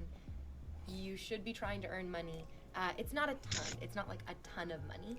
So being like, I'm broke, I can't afford to sub, that doesn't really track. What you mean to say is, I'm so irresponsible with my money, I can't support the entertainment that I enjoy. That's what that is. Yep. Wait, I'm so irresponsible with my money, I won't pay for this Twitch stream. I can't support the entertainment I enjoy. Here's the deal. It doesn't. Which, I mean. That's some gymnastics. Okay, so here's the thing. There are plenty of. So here's the thing. I don't want to spend a bunch of different $5 things on different streamers I like to watch. Especially certain ones that kind of need it. I'm sorry, Asmongold, I love you. I'm not giving you $5, bro. He's got enough. There's 56k people watching you, and I see sub popping off all the time. Yeah. But I do have a Twitch Prime thing I use every month. Every single month, I make sure I go on my Twitch Prime and give it to some streamer. Sure. You know, and then every now and then I'll give one $5 because I do want to support the entertainment. Just like back Giant Bomb, I paid for the premium membership sometimes, or I buy a shirt. Because part of a platform like this, you make the content and you hope the audience enjoys it enough to want to pay for it. But you don't fucking do this shit where you demand it. I'm going to let her continue a little longer. Oh, sorry, Anthony, go ahead. Go ahead, sorry. If you want to demand it, then why are you broadcasting on a free viewable service? Mm-hmm. Right, yep. She could easily go put... Because that's what, I do stuff for a club where we need financial support to hold this because we have expenses. We got to maintain a van, we got to maintain the trailer and all this stuff, but we need, even though we're a nonprofit and we're just a small organization, we still need expenses. So what do? Well, if you want to run our events, sorry, you got to pay the entry fee. It's just how it is. We need that. We can't do it for free. Well, so in that case, we charge it up front, tell you right away, instead of saying, "Oh yeah, how come you guys all showed up and don't just donate?" Well, not only that, she could easily do a sub only stream. She could easily do a sub only stream. All right. Yeah. So why not do that route if it is insulting that nobody's donating to you or paying you when you sub? Then why not just set to sub only? Yeah. Mm-hmm. Quinn says I'd sponsor the shit out of Dollar Shave Club. Yeah, sure. Actually, you want to talk about legit services that I've tried off those? Blue Apron, homie. Let me tell you. Sure. I need to try that one day. Yeah. It's cool. I like it. Might teach me some new things. Right. But no, you're right. And it says no, real shit. Dollar Shave Club is awesome. All right, good. Noted. And then also what I say to that is if there's a lot of people watching but they're not subbing, I think that is simply a cue that you need to alter your content a bit. What do you sub for? What do you think people would sub for? You've got eyes, and that's valuable. You are like a step or two away from subs. So, what is that? All right. So what? Well, we'll check her page. What are her sub benefits? So, show your love and support. Join for sub-only games, giveaways, and chat. Ad-free streams. Hang out within Discord for sub-only movie nights. Okay. Sing songs for you. You can post links in the chat. That's a big one. Yeah. We don't allow that here unless we ask for it. Right. Access to the sub-only chat. And showing off my amazing InvaderVie emotes. All of my love. And I'm like... Cool. And I'm like, that's... Like, okay, like, she's doing everything right. It's just that, like, dude, this free platform. I think it does. You're competing with free. Yeah. When you stream on the free platform, like, because you're competing against everybody else who's doing it for probably even less money. I mean, so you're competing against free, and one thing that we made a priority, instead of making the multiplayer games exclusive, is we made it so we do games with followers and subs, but subs get first priority. Right. Which I think is a far better option. Just like I think subs instead of getting, because the thing is like she says, sub only games, sub only giveaways, sub only chat. Okay, once you get to a certain size, I can see why sub only chat makes sense. Like if I'm Asmongold with 50,000 people watching, yeah, okay, that makes sense. Yep. Yeah. But like sub only games, why? Why would just say, hey, sub preference. Subs go first. Same with the giveaway. Mm-hmm. Subs get 2 entrances instead of 1. Those would be like that. That way you don't just do a clear cutoff, because it makes your followers more welcome in your community, because they're not like cut off from all this content. Right. But then also your subs feel special because, hey, I get 2 giveaway entrances. Sure. That's awesome. Yeah. No. So. I think the way she said her message is what bothers me the most, because she says you're irresponsibly spending money. If there's one thing I've definitely learned is people in general get very defensive when you start insulting them about how they spend their money. Yep. How do you know they've been spending irresponsibly? It's only $5. Like, you could say this about anything. At the dealership or at a store, they're like, well, it's only $25 a month. Mm-hmm. What are you, poor? Right. And that right there, nobody likes hearing that, because you're insulting them. Yeah. As someone who spent... And here's the thing is, like, yes, it's $5 a month, but then you got $15 for Netflix, or $10 for Disney Plus, and $50 on your cell phone bill, and $400 a month on car payments, and you got your electrical bill. Yeah, sure. It adds up. But those little $5 things add up really fast. Next thing you know, you're wondering why you have $100 a month in subscriptions. Well, yeah, it's exactly why. Like, I notice, like, currently I'm not using GameFly much because I bought 2 50-hour RPGs. Mm-hmm. So I cut my GameFly down to 1 game. I want the subscription active still, so I can keep all the long-term member benefits that you get. If you've been a member for over a year, you get a 10% discount and everything in the store.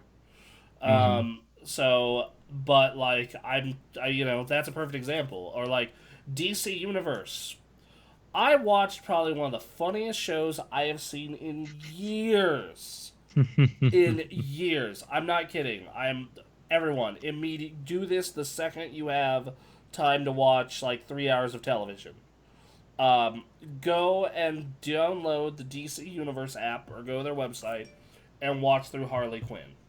The animated Harley Quinn show. It is the funniest damn show I have seen, once again, in years. But everything else on that service is hot giggity garbage. Or I can watch it elsewhere. Like Batman the Animated Series, I can watch it elsewhere. So I subscribed for 1 month. I got through the first season of Harley Quinn, and now I'm not going to subscribe again until the full second season of Harley Quinn is out. Sure. You know, it's not like Netflix where I keep it running because I watch Netflix like every other night. Right. I'm here for one show. Set it and forget it. Yep. So yeah, and that does add up. I think the whole takeaway I get from this is that if somebody likes it enough and wants it enough, they'll give their money. Yep. Because I just think of the case of the Grandma Girl bathwater, where everybody thinks it's so stupid, and yet clearly there was someone who found that it was worth it to them to buy it. Yep. But yes, competing against free is very hard, but well, I mean, a lot of people are doing it. Like, so. Anthony, I know you don't exactly watch streams and are in tune with the Twitch community, but I'm very out of it. But sure. But Anthony, let's say you found a stream that you found good enough to tune in 2-3 times a week. You'd probably be willing to pay the $5. Maybe. Yeah. I have debated when I browse on DeviantArt or whatever, or page, or find a Patreon page. I was like, God, man, yep. Like, especially like where I am now, where I have the financial means. I was like, I could support these guys, or I could just commission something, right, for myself. Absolutely, I would do it, because if I care enough, I will pay for it. Well, not only that, but it's like obviously getting it for free is great, but then when you're talking about artists, I'm like, man, I would like something special just for myself. Well, not only that, but which is when you have the sub-only chat, that helps right there. Right, or like this. In our case, we have a sub-only Discord. You know, sure. Like it's one of those things where I just get like annoyed at this because like it's just so fucking unbelievably rude and entitled. And you know what?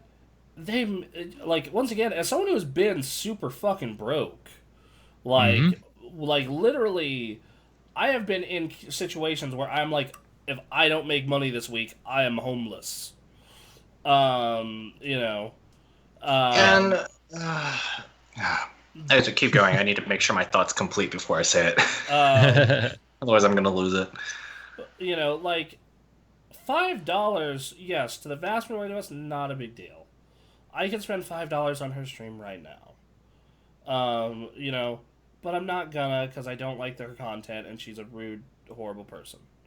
But, like, if I popped on to someone else's stream right now... Also, most people I know have Amazon Prime, and that gives you 1 free Twitch sub a month. Yeah. So, you know, like... There is that. Like, Anthony, you could subscribe to 1 free Twitch a month for free. Because you have a Prime account. Do you have a Prime account? I do have a Prime account. You should subscribe to us, Anthony. Hey, hang on. I am providing my commentary services to this podcast. I do believe that's worth it in its monetary value as is. This is like insider trading. Okay? You're getting a bigger check thanks to me. I mean, yeah, we did get a donation today, so we'll cut you your 10% of that $2. Okay, great. Aaron Bronson's thinking about kidnapping me and conscripting me back into this. Yeah. In like 2 years. Yeah. No. We have been openly talking about it. Our plan is. Oh, so you're part of the plot. I'm part of this because I like having you with us. I'm gonna make sure I'm nowhere near Seattle or the Reno area. Man, whatever. We got the internet. Hey, man, we could move. I thought, and you know what, Anthony? I want to move to states that don't have income tax. So I'll know you want to come. How do you feel about Tennessee, buddy? Doesn't Nevada not have income tax also? Yeah, Nevada. All right, hey, I'm fine staying in Nevada. All right, cool. All right, that's all right, Aaron. I'm probably gonna stay up here. I like it over here more. How do you feel about Texas? Florida. I like to stay on the West Coast. Definitely not Florida. No. Yeah. No to Florida. Come on. I don't want to live in a state where my house is threatened by hurricane season every year. That's a good call. All right, Aaron, let me pitch you on Tennessee. One of the most affordable states in the country. Yeah. Did you read all the fine print behind that though? Because I've seen cases where people say housing is so cheap in this area, and then you see the property taxes, and they're like, "Oh no." Yeah, right. But okay, still very affordable, especially unless you live in downtown Nashville. Great barbecue food everywhere. Yes, I agree with that one. Okay, Okay. They have a pro football team, so we can go watch. I guess. But the thing is, you're not gonna change your team alliances. No. Especially not to the Titans. No, I'm not gonna root for them, but the Titans are all right, right? But they're fine. But there's a chance that the Ravens and/or Broncos come to town. Yeah, that's true. And then finally, they have a good music scene there. They do. They do have a good music scene. Well, the thing is, vast majority of that is country music. So that's true. Yeah, there's other bands out there. But that's where the big one is country. So if you want to sell me on the culture scene and all that, you would have a better time convincing me to go to Austin, Texas. I will say that having food served Southern style is amazing. They basically bring the buffet to your table. Yeah. All right. Yeah. Gentlemen, I'm saying Austin. Sweet tea's awesome. Banana pudding's also awesome. Sure. The South knows how to eat. I was talking about this. Stephanie and I had this conversation over some Southern style mac and cheese. And I was just like, yeah, dude, the South knows how to eat better than anyone. Why do you think the men all die by age 70 of heart disease down there? But they die happy. Yeah. Yeah, it'll be hard to move me if we were to make money and we needed to pick a place and you two said Austin, be like, I would hate the heat down there. That's the thing. Heat's also not great. Hold on. When I visited, let me check Austin, Texas on the map. Go on. What you guys? Go ahead. When I went to Nashville in the middle of July, it was 92 degrees, which in Reno is perfally fine because we have low humidity. Down there, it was 50% humidity. It's 50%, and I was in a full business suit at the time too, and just standing out there waiting for the bus was torture. Yeah, I was about to say because I'm used to Reno heat where it's dry, not humid heat like it is over there. Humid heat's bad. Yeah, I was going to say if you're up by Dallas, it doesn't get that and 50% is not that humid either. That's just middle. If you want humid heat that will kill you, just go to any tropical country. I've been in Baltimore in 100-degree weather with 100% humidity. Yep, something. Yep, was in Michigan last summer. Cool. 98 degrees, 70% humidity. Awesome. Good stuff. Fucking you just get swamp ass for existing. Yeah, here in Reno, quite bearable. It's just very dry and the air is thin. Well, that's the thing. I don't like the dryness because of my eczema. I like the climate of Washington. I like the price of Washington is the problem. My problem with Washington is winters are brutal not in terms of temperature, but because of how far north it is. The sun sets at 4 p.m. and it just it's just night and it's irritatingly cold, not brutal or anything. It's just I feel annoyed to have this jacket on and I don't want to go out to the bars or anything. So I'm just going to go back home and it's just 16 hours plus of darkness. But then you have the other extreme where in the summers the sun doesn't go down till 9 or something, right? But that's great. It's awesome. And then you want to be awake longer and you go to the bar. Well, yeah, but to have that. I don't. Yeah, no. It's extremes though. It swings from one extreme to the other for sure. Hey, just imagine the people in Alaska. The sun's up like 24 hours. In 2 months, they're gonna have like 24-hour sunlight if you're far enough up there. Yep. Think of it in Austin, Texas, where it is year-round nice enough to walk around and go to the bar. I don't know. The Austin, Texas can get really hot too. Hot and humid, right? Yep. Houston's more humid than Austin is, though. Yeah. Oh yeah, I was thinking Houston because I I have never been outside Houston before, but just stepping off the plane onto the jet bridge, just that tiny gap of air was enough to give me an idea of what the heat was like, and I'm like, nope, nope. Oh no. If only California wasn't what it was. All right. Central California. It's just an oven. All right, so let's fine. We'll go to Washington. We got to speed through the rest of this. We'll go to Washington and we'll move out to Three Lakes, middle of nowhere. There you go. Fine. There you go. All right, so I'm gonna play a little more of this, and then we'll. Oh God. Okay. All right. Oh, we're not done yet. Okay. Apparently, we're not done. Not done with this video. Or how much money you have. That's really the thing, because I'm not asking you for a large financial contribution. If it costs $20 to sub, $20 is quite a bit of money. $20 is you can get a full meal for $20, and the difference of $20 and no, we just started it over. Yeah, it started. That's where it is. But a sub is $5 at maximum. This is in whatever your currency is. It's maybe $10, and it doesn't matter how broke you are. If you have time to watch Twitch, you have $10. Truly, if you don't have $10, you probably don't have time to watch Twitch because you should be working.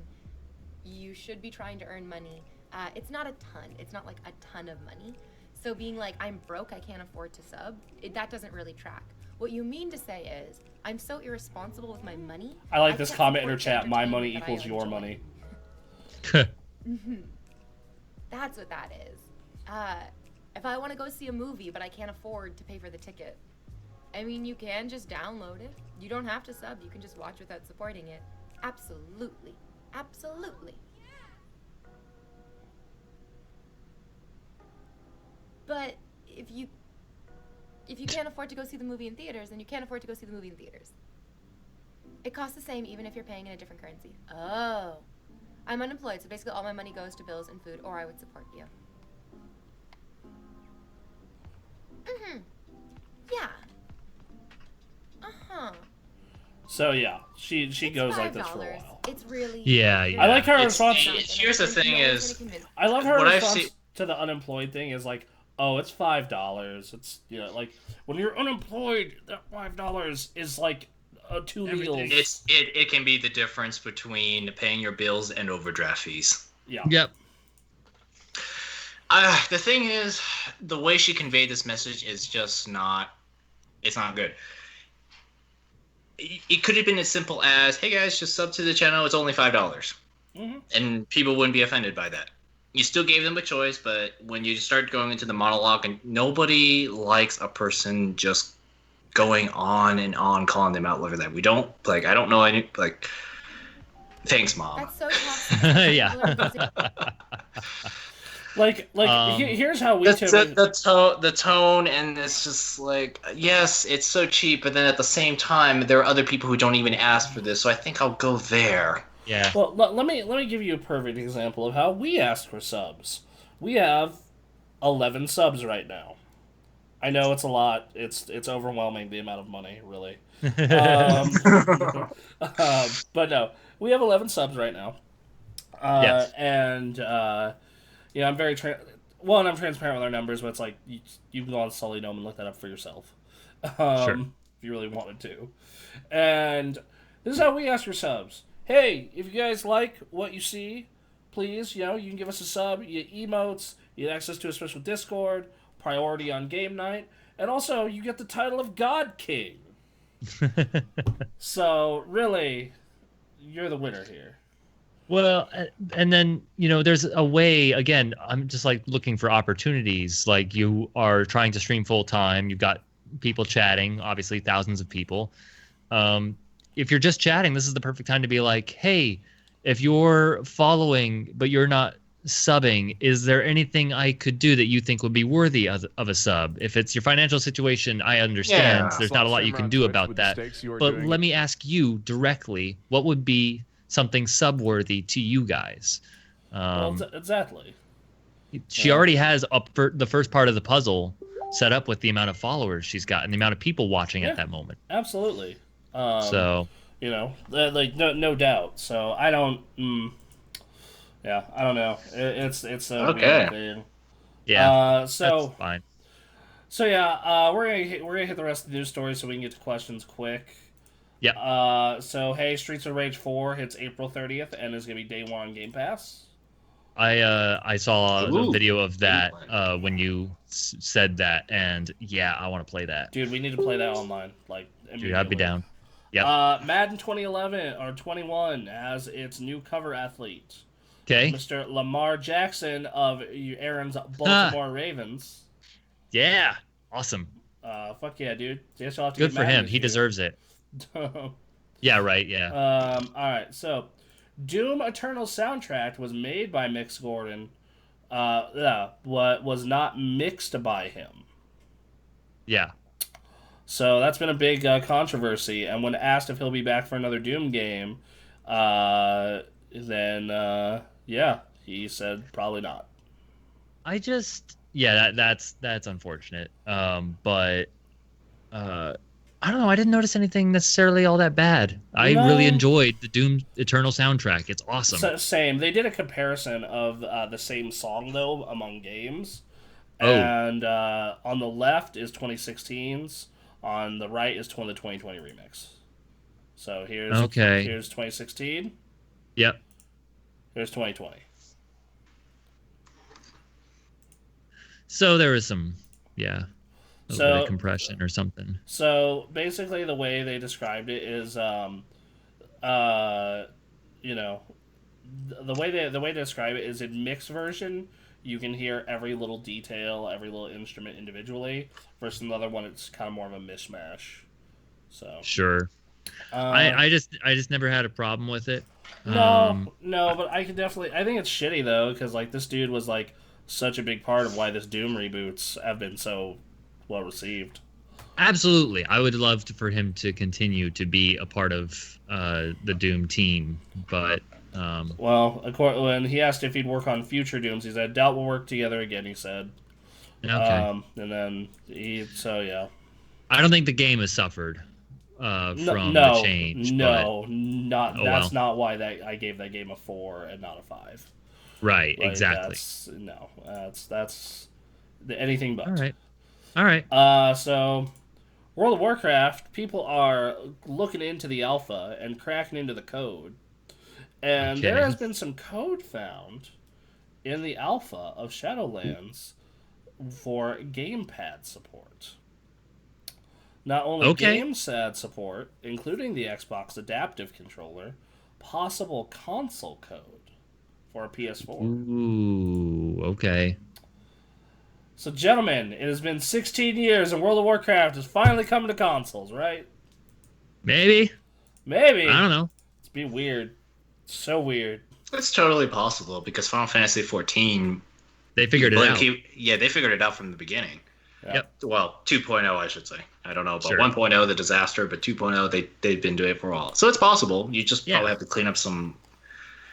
I have no idea how to do it because you got to map your buttons to triggers, and then your triggers open up sub-menus, and the console guys have definitely figured it out.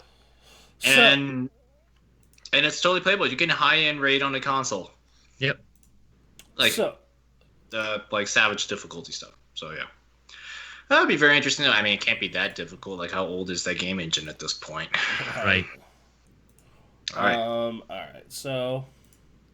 All right. All right. So, the last story is, hey, people are spending way more money on video games right now.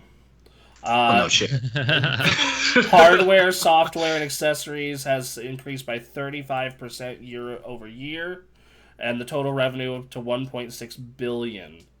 Money spent on video games in March in a month is the most since 2008's $1.8 billion. Oh yeah, 2008. Software sales grew by 34%. Largely Doom and Animal Crossing are to thank. Let's see. The Nintendo Switch Pro controller became the best-selling individual gamepad. DualShock 4s generating an all-time single-platform high for gamepad spending. And the headset, the Turtle Beach Ear Force Stealth 600, becoming the best-selling headset in March and the first quarter of 2020. Right. Okay. So, hey, people are trapped inside, so they're choosing to play video games. Turns out. Shocking no one. I think there would be a little bit more brain activity than just mindlessly drone to a TV show all day. Yeah. Well, for sure. And then people want to play co-op, and that's why all the gamepads are getting bought. I showed Bronze this last month, but so I read up some investment analysis reports, and it has been entertaining. I looked up for the one for Activision Blizzard, and they say that games such as Call of Duty, World of Warcraft, and Overwatch provide safe social interaction. Okay. I was sitting there like, social interaction, yes, but safe? Oh, no. That's not at all. No. That's not at all how I would have described my Saturday morning in Heroes with Ray and Jared. But, okay. Sure. You know what they mean. Because if you want to protect your investments and invest in the big thing right now, Netflix, video game companies, and I'm like, yep, right now we could talk about how bad EA is and how Bioware is going to die, and just about every studio except Respawn is being run into the ground, but they're making money right now. Yep. Yeah. All right, so it'll be very interesting to see how this turns out once everyone starts going back to work again, because that's gonna be interesting.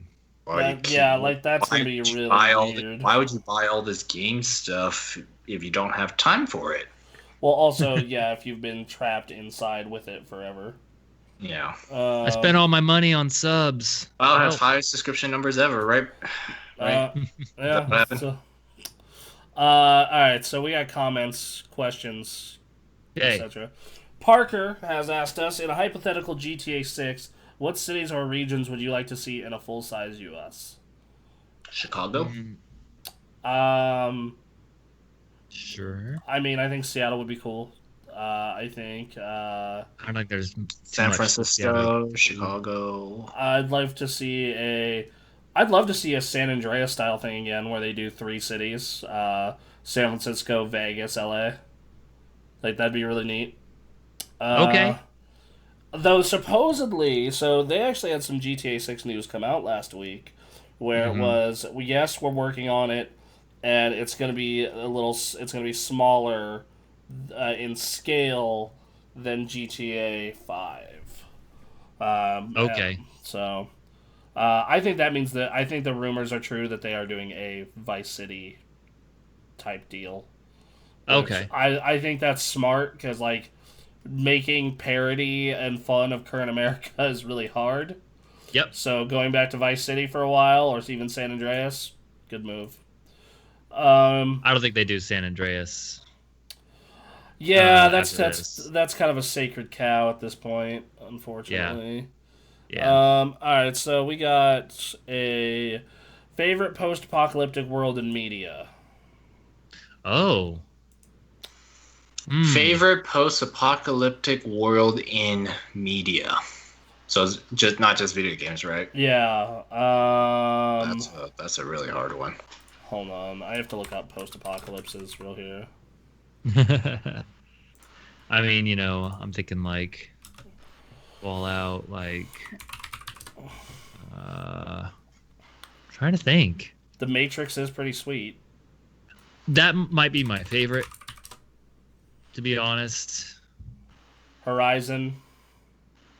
Last of Us. Horizon Zero Dawn. Yeah, Horizon Zero Dawn's pretty awesome, yeah. Yeah, Enslaved Odyssey of the West. Resistance 3. Sure. I don't know. I would say the one I would most want to live in would probably be The Matrix. So in the Matrix, or like just Matrix world outside the Matrix? Either is fine. It'd be like Cypher, where like you're fully aware of what the Matrix is, and you're just like, I'm going to enjoy this. That works. I'm gonna program the tastiest steak. Oh Lord. What about you, Anthony? What do you got? I can't think of. I usually I'm don't having play to search through I it. usually don't play post-apocalyptic games. It's Fallout, right, guys? Man, it's like I just look at Nevada and I'm just like, it kind of looks a little bit like One Already. Yeah. It's like the setting doesn't do it for me. Probably Horizon Zero Dawn because, well, the apocalypse already happened, and everything's being rebuilt. That's the only one I can think of that comes to mind. All right. Everything else I could think of is either I don't like the setting or it's an incoming apocalypse, not one that. Right. Yep. Star Trek: The Next Generation, or Star Trek in general came out of a post-apocalypse.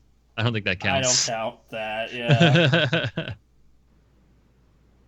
I'm reading, I'm trying to find other things. Titan A. Remember that movie? No. No? Oh, that's a bummer. Animated by the same guy who did Dragon's Lair. Interesting. Yeah. What was I gonna say? Yeah, I think I left it Matrix. So Matrix, Horizon. Matrix is the big one. All right, so next Get question. your flip phones out. Next question is favorite gun in a video game. Favorite gun. Oh, that's a good one. Jesus, that's a lot harder, but a lot more comes to mind. Fuck, dude, there's so many good ones. you have the flat cannon. Quato knows the flat cannon from Unreal is the truth. But then you have the flat cannon. You have fucking you have the flat cannon.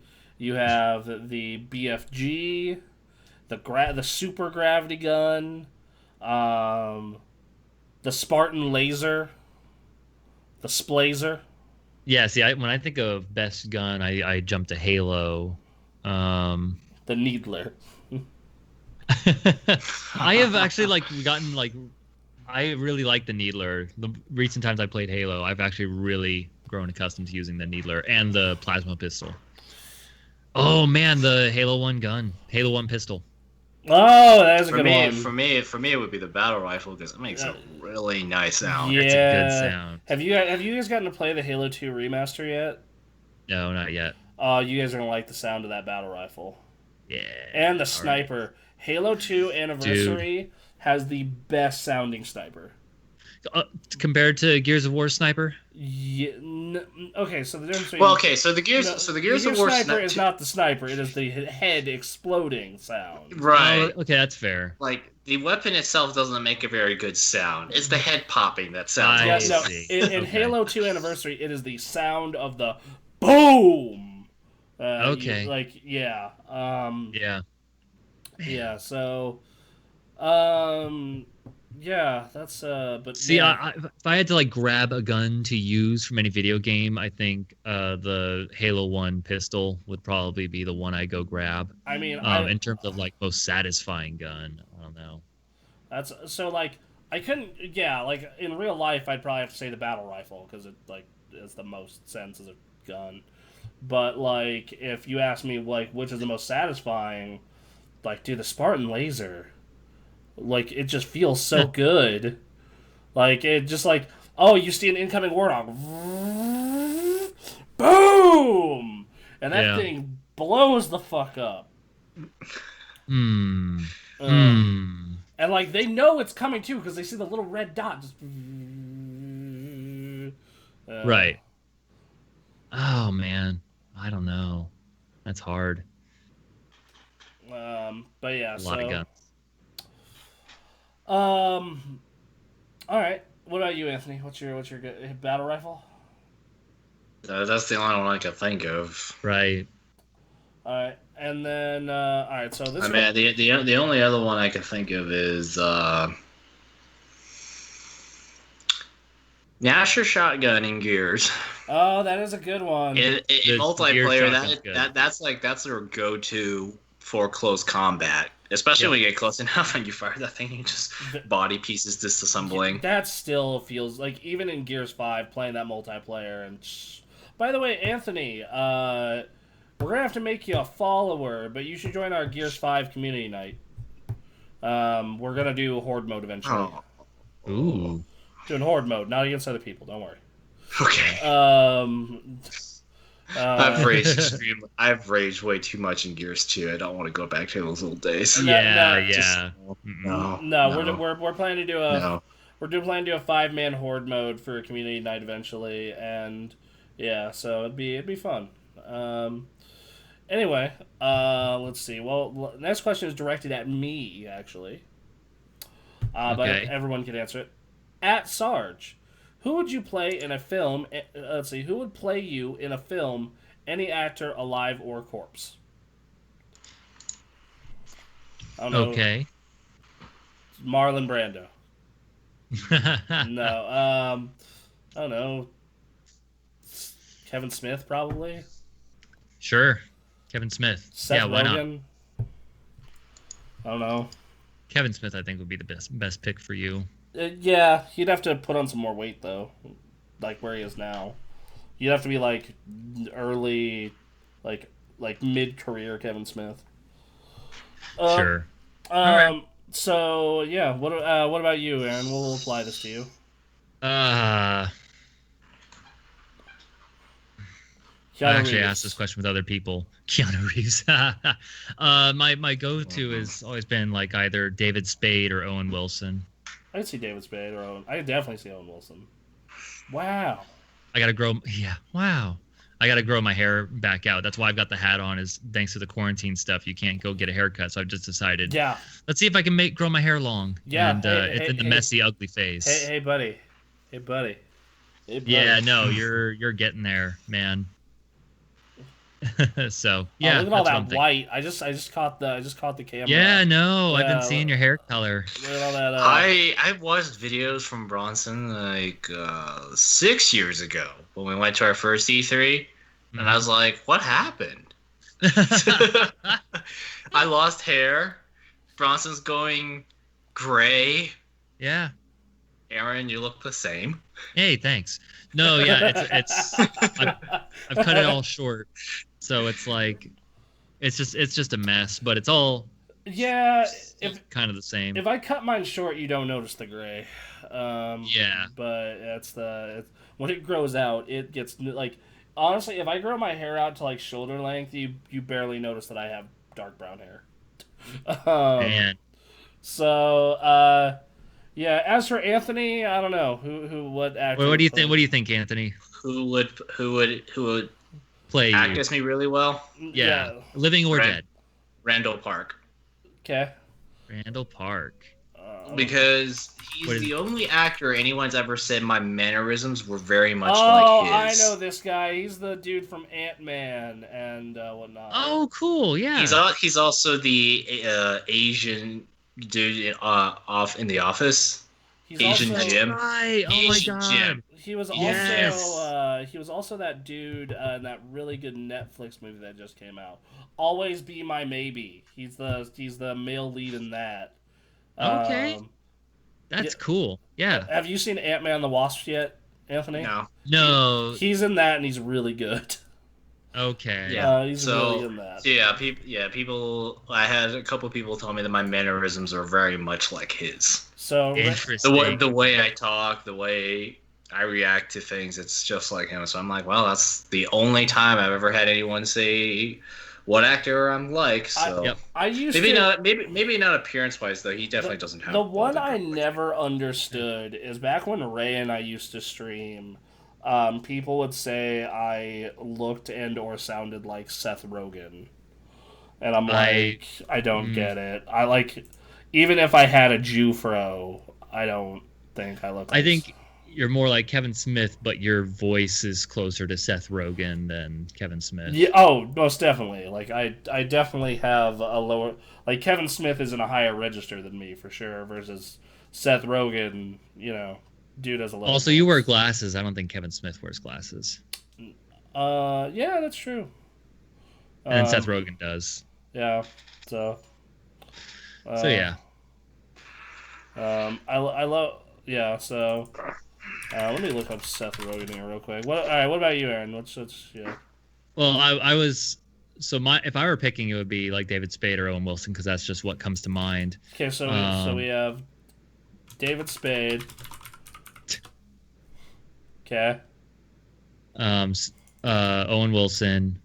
Owen Wilson. If I could pick whoever I wanted, I would want to. Kevin. I would want to go like Matthew McConaughey or something. Hold on. Kevin Smith. Are we comparing? Okay. Yeah, Seth Kevin Rogen. Smith. Yep.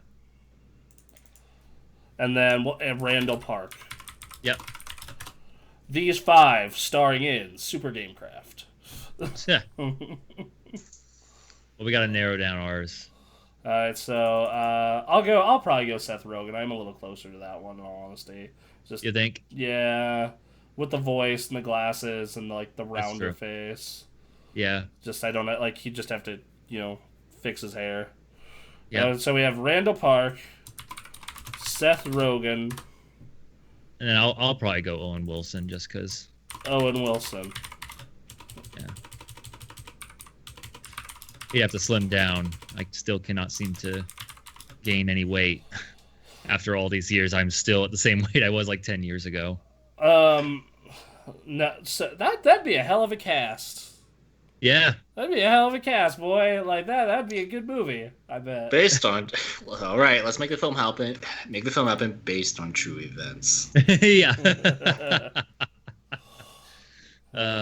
They'll probably have me as like some Formula One driver or something. Yeah. All right. I'm into this. Reality, I just drive at a local car club.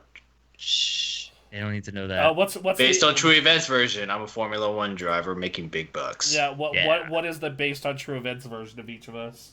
That's a good question. Oh God. For Bronson, world famous media personality.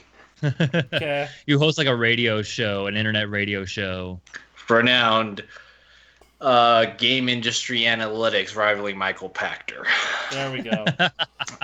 I fell asleep in his panel once, sure.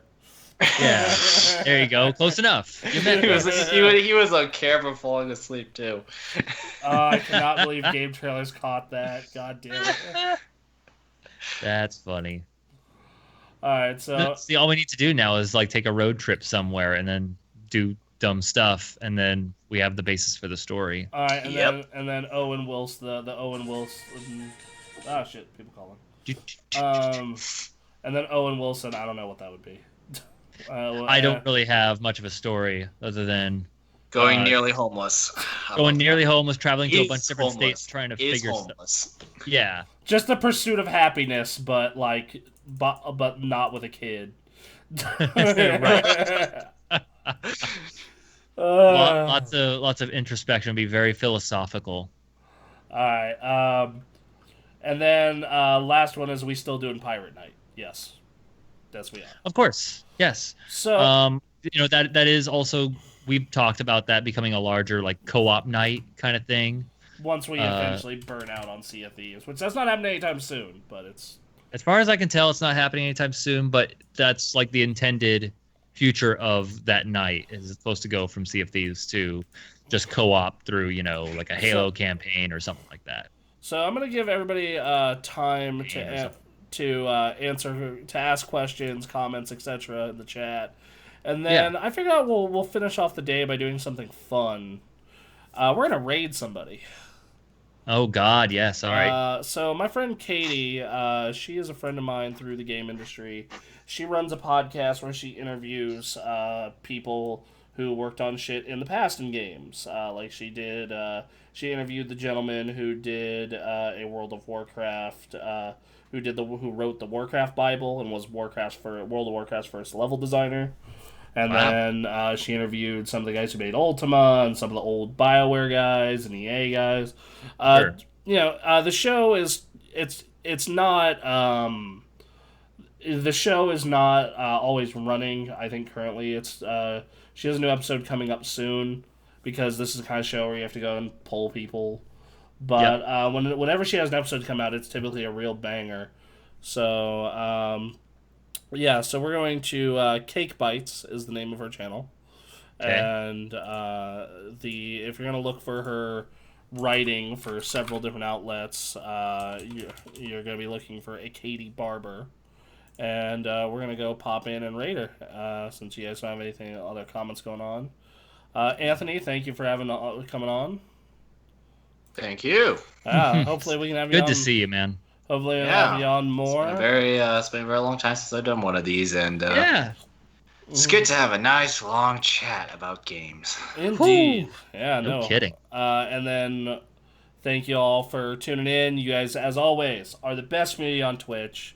If you haven't yet, please give us a follow and join the Discord. It'd be much appreciated. You know, well, we're trying to grow in every way possible. We're hanging out, talking games, whatever else, and having fun with you guys. Exactly. So everyone, we'll talk to you next week. Let's go say hi to Katie. Yeah, let's do it.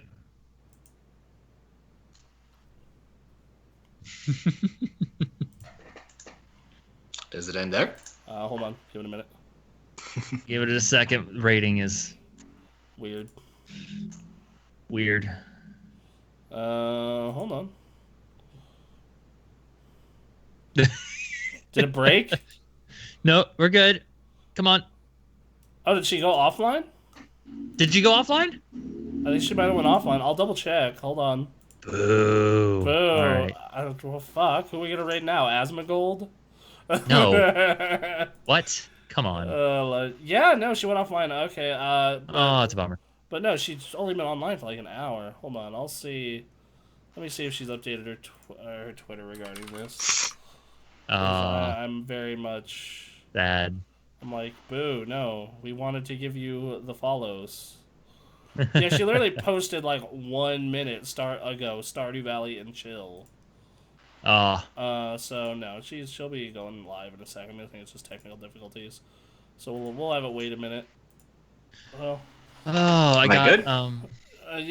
Yeah, we're good to keep talking. We're still live, but okay. Yeah, I know. Show's done basically. Yeah, so we're just post-show. All right, cool. I'll let you guys do that. I'm gonna go now. All right, man. Thank you for hanging out. We'll have to raid some other time. Sorry, Katie. Bye, y'all. All right. Yep. Oh, there we go. Yeah. Oh, wait. Yeah, we raided an offline channel. Great. Oh, super. Great. Cool. Well, give her all a follow if you like. Sure. Yeah. Bye. She's kind of so angry, almost back. God damn it. That's fine. Oh, That's my fine. God. Okay. That is it. We did it. All right. Bye, y'all. Sorry for the inconvenience. Yep.